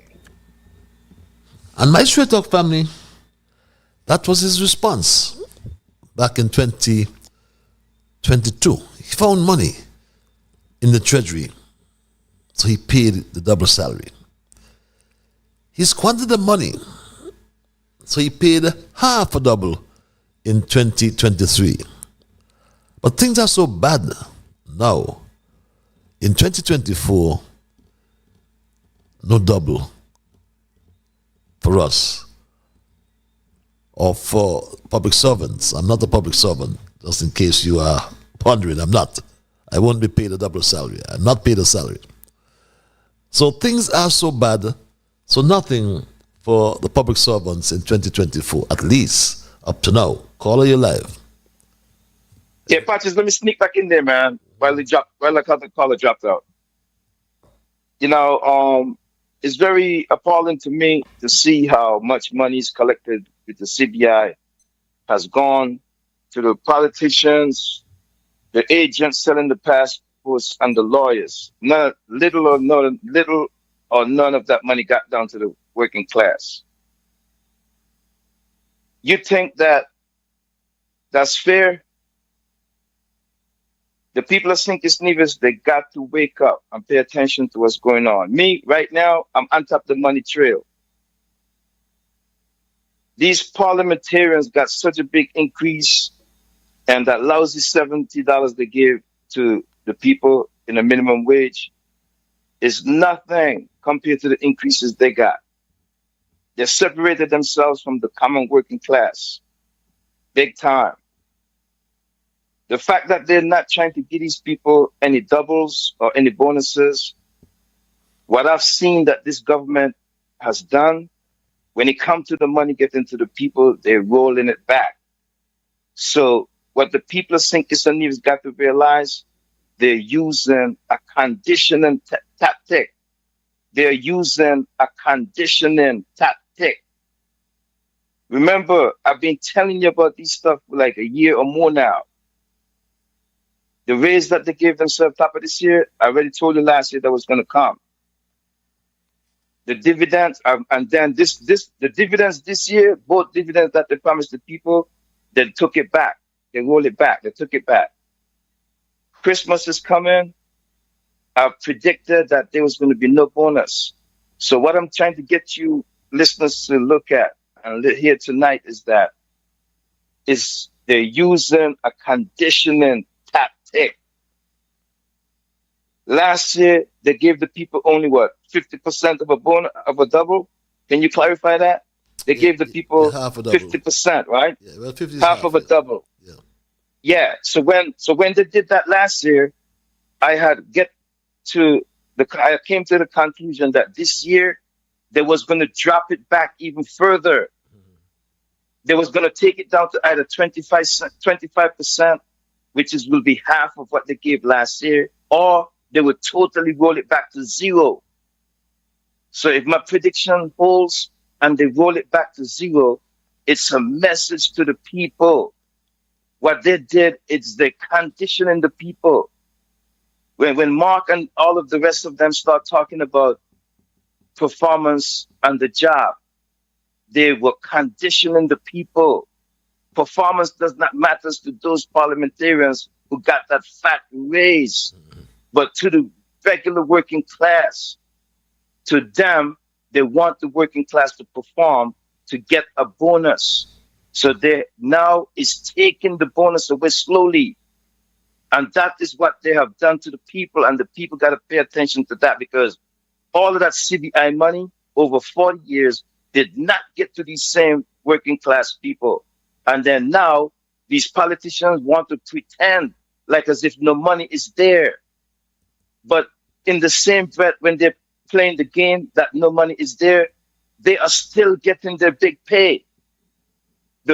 All of these advisors who seem like they're hangers on, they're still getting them $10,000 a month and not even doing a proper job of advising the prime minister correctly. So the working class people in St. Kitts and Nevis, they got to wake up. If they don't get no bonus this year, we're in December month right now. They're not going to be able to have a good Christmas. And that should weigh heavily and the minds of the people, because that's what they're doing to the people, conditioning them to take back the money from them, but they're still getting the money. Yep. Thanks a lot, man. And let me ask a quick question, man. I wanted to get straight at Dr. Jude. Patches, can you tell me where he's living in terms of which district is he living? Because I heard him said that he is still a resident in his former district. Did he move out of that district? And if he did, is he going to change his registration where he lives for the next election coming up?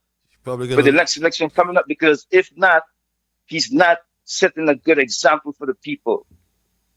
You register where you live and you vote where you register.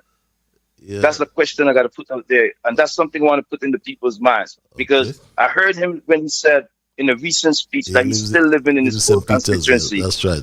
Yeah. So people, pay attention. Yes. Thanks a lot, Patches, man. Have a good night, man. Thank you very much for your intervention. Well, he's obviously living in two places. Let's go back to the lines. Caller, you're live. Hello, caller. Hello. Yes, you're live, my brother. How are you, Mr. Liburd? I am peaceful. Yourself? I'm peaceful as well. I'm not at war with anybody. See, you got rid of Assad.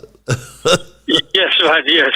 Yes. Yo, who's next? Today I was listening to the radio and I heard a news item. I didn't listen to the whole thing, but it started off by saying that the government of St. Kitts has been encouraging other Caribbean nations to identify St. Kitts, our federation, as a sustainable state.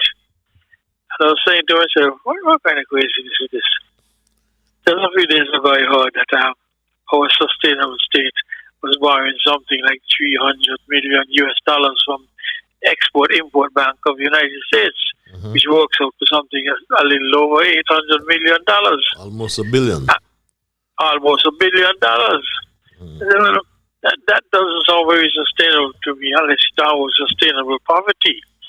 But I just hope that next week, Monday, when they're going to Parliament, that our Prime Minister explains to the nation, because I'm willing to learn, how are we going to pay back this money?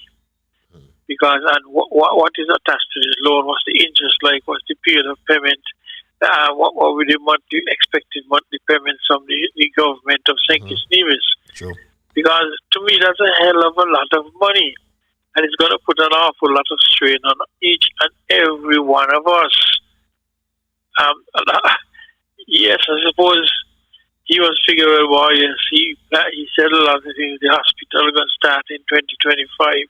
This is going to start in 2025. Everything will start in 2025. And it doesn't have money to do it, so borrow the money. But somebody has to pay for that. And who's going to pay for it? Patches and me. You and I, my and the rest of us. Yes, you and I. So he's going to have to tell us on Monday next week what the funds we have to come up with, what kind of income tax we have to pay, what kind of new duties we're going to have to pay, things of that nature. Yes. How much the cost, how much the expected cost of living is going to increase to pay for this loan.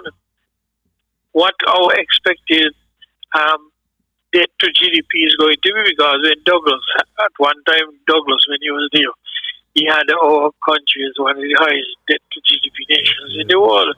But this is going to be making it even worse. Under Unity, I think it went down to about 52%, some 52% or something. 58, from almost nearly 200% under Douglas.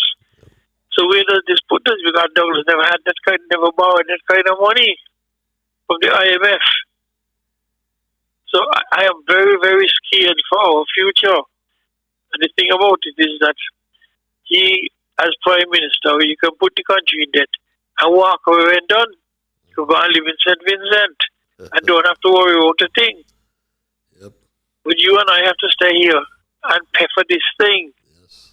It is crazy, crazy, crazy. And he had better have a very good excuse and explain to us how he's going to pay for this thing. Is he going to pay for it out of his travel allowance or what? Because all of us are going to have to pay for it. If we want to, if you pay for what you call it,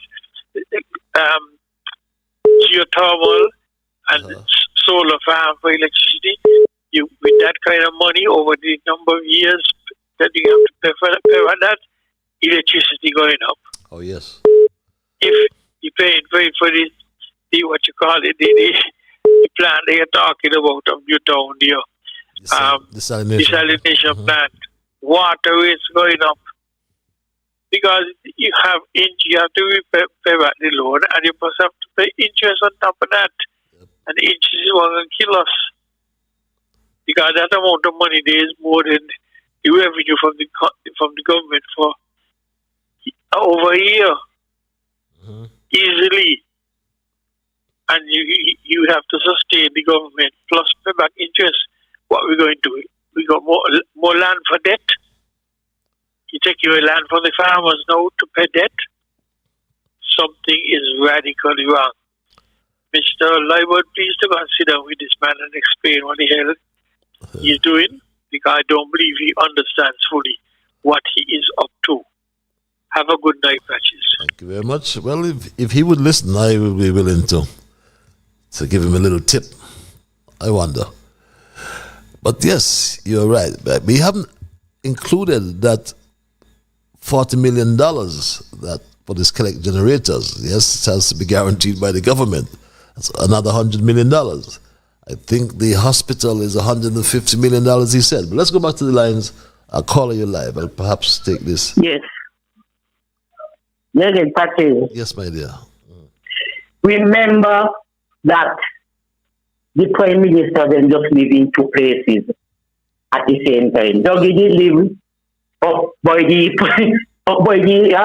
square, and he still lives at St. Paul. Well, this thing, he's going to be living in A and still live in constituency 3. So he too will be living in two places at the same time. That's what they do. That's what they do. Yes, thank you. Thank you very much for that reminder. Yes, okay. Night.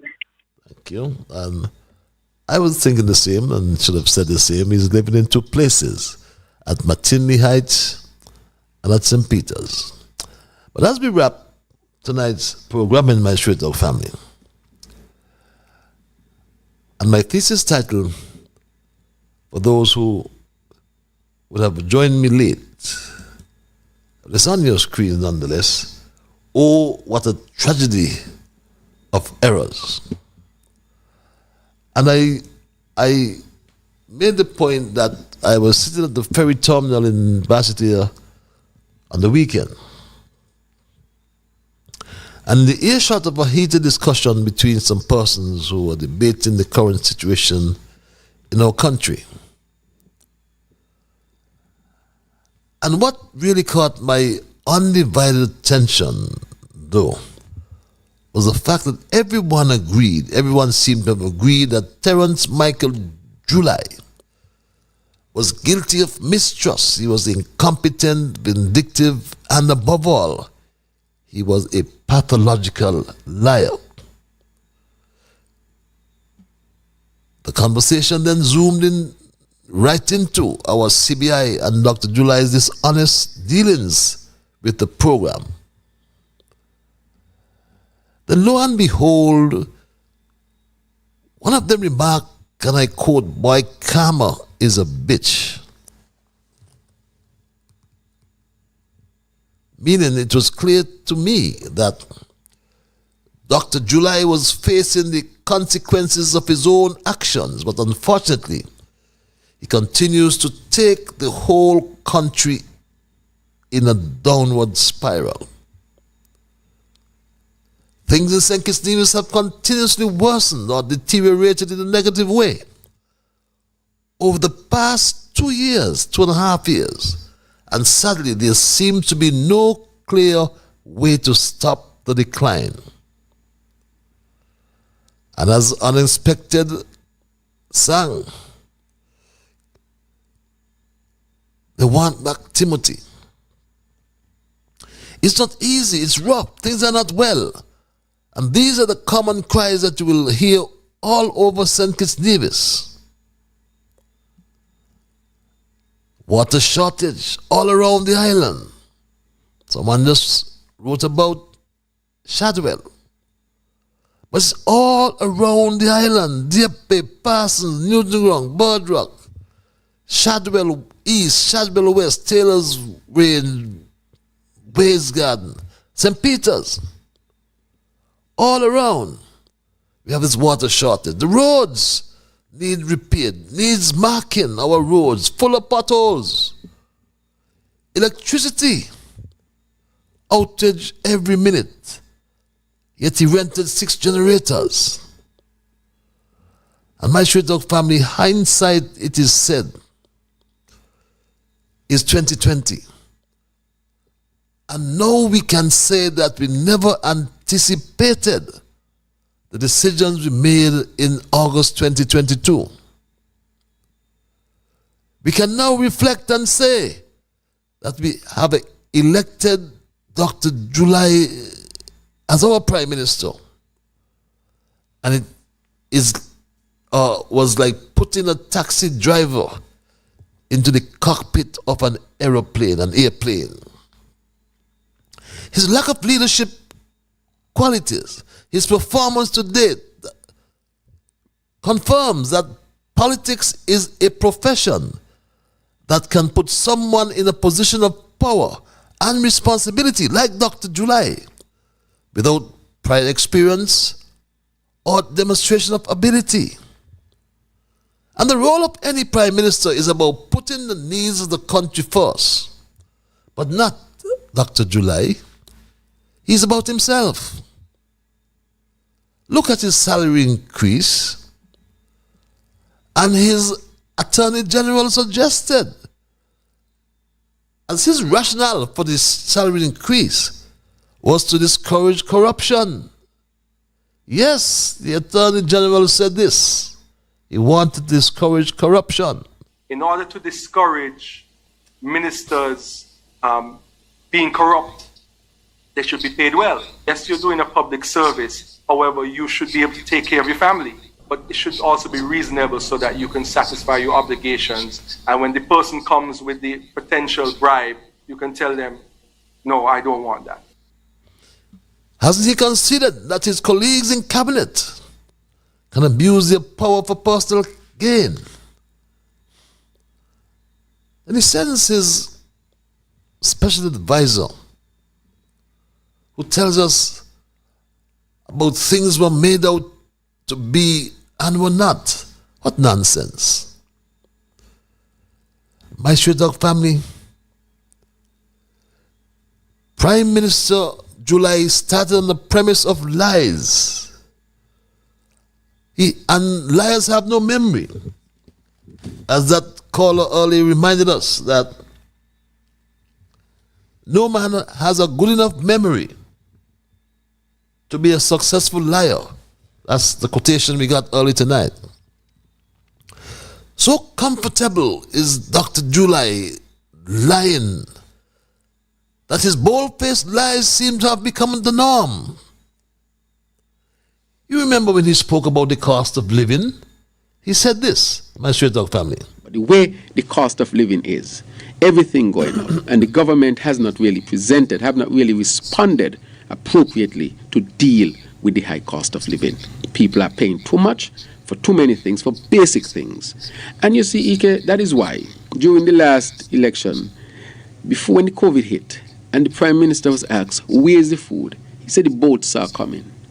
And we had developed a dependency on imported food and never really took the opportunity to really produce food here to ensure that we can manage our prices and to have a constant supply. If those boats had stopped come for any reason during the COVID-19, we would have been dealing with real severe shortages of food here. And that is why food security and agriculture and food production will also be a hallmark of our program that we will present to the people of St. Kitts and Nevis.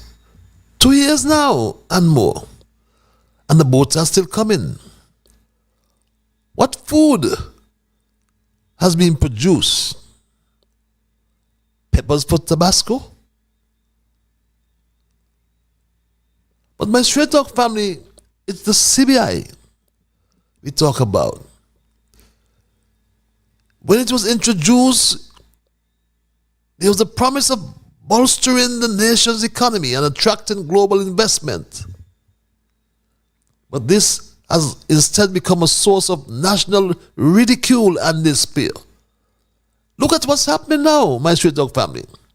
What was supposed to be a strategic tool for sustainable development has turned into what some critics call a comedy of errors, with others labeling it as a tragedy of errors. He went on record, my Straight Talk family, and he said it was a crime. The correctional facility or the prison project, he said, was a crime. He said so, my Straight Talk family, and we all heard him when he said this. Over $2 billion you are saying to the people will not come in the coffers of St. Kitts and Nevis? I mean, that's an irresponsible government, not over irresponsible. That is a crime. It is a crime that the government is committing, that under these strenuous circumstances, where people having difficulty to meet their basic needs, and you are telling them, don't worry about $2 billion, it didn't come out your treasury. We can just sell your passport and put the money where we want to put it. That is a crime. Somebody needs to be brought to the court for that. Because think about it carefully. It is not right that something like that should happen. And I'm saying to the government to be more responsible with that. The St. Kitts Nevis Labour Party, untaking government, will make sure that it is more responsible with the people's money. There will be more transparency, more openness, and the people's money will be spent on the people. In government, it's different. Talk is cheap, he costs money. His Attorney General call it a scam. But my Straight Talk family, would you believe that Dr. Terence July, in 2.5 years, has signed more CORs and issued more passports under the CBI than any other prime minister before him? My Straight Talk family, the CBI program started as an ambitious project aimed at stimulating economic growth and global influence. It has now become a symbol of what could have been. The lack of oversight, its failure to create meaningful long-term benefits have turned it into a tragedy of errors, my Straight Talk family. CBI program in its current form has proven to be a comedy and tragedy of errors. It has failed to live up to its promise of economic growth, sustainable development, and national unity under this July administration. Instead, it has bred corruption, fostered inequality, and damaged the country's international standing, my Straight Talk family. The administration's ability to correct the program's failures stands as a stark reminder of the dangers of ill-conceived policies and lack of effective governance by this July administration. The promise was clear: boost national revenue, fund infrastructure, and create sustainable development. However, the reality has been far different, my Straight Talk family. Far different reality is what we have seen and what we have experienced. Instead of functioning as a catalyst for growth, the program has turned into a wellspring of failure and missed opportunities. Oh, what a tragedy of errors, my Straight Talk family. And that's my story tonight, and I am not going to change it. I want to thank Almighty God for guiding our conversation tonight as always. I want to thank you, the many viewers, many listeners, those who called and those who sent emails. Remember, you are the ones who make Straight Talk, and for that reason, I say a big, big thank you. Until we connect on Thursday for another edition of Straight Talk, be good to yourselves and to all whom you meet. And remember that whatever your mind conceive, that you will achieve. But first of all, you got to believe. So when you wake in the morning, thank God for the morning light. Thank Him for taking you through the night. And my Straight Talk family, keep moving on. Bye-bye. Until we connect on Thursday.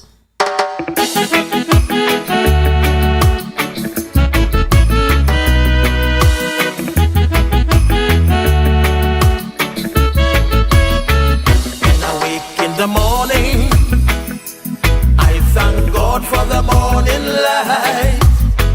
Give Him thanks and praises for taking me safely through the night. For the rest of food and loving care, and for my mother's breath of life that's got me here. So whatever my mind conceives that I will achieve, you better believe, because I do the things I should, be to my brethren kind and good, the best I could. So I'll keep moving on, I won't stop now. I'll keep moving on till I reach the top somehow. Down on my knees to the Lord I kneel and pray, with my heart and soul beg Him to take me through each day. My guardian to keep and my guide over every step I take, He will preside. So whatever my mind conceives that I will achieve, you better believe, because I do the things I should, be to my brethren kind and good, the best I could. So I'll keep moving on, I won't stop now. I'll keep moving on till I reach the top somehow.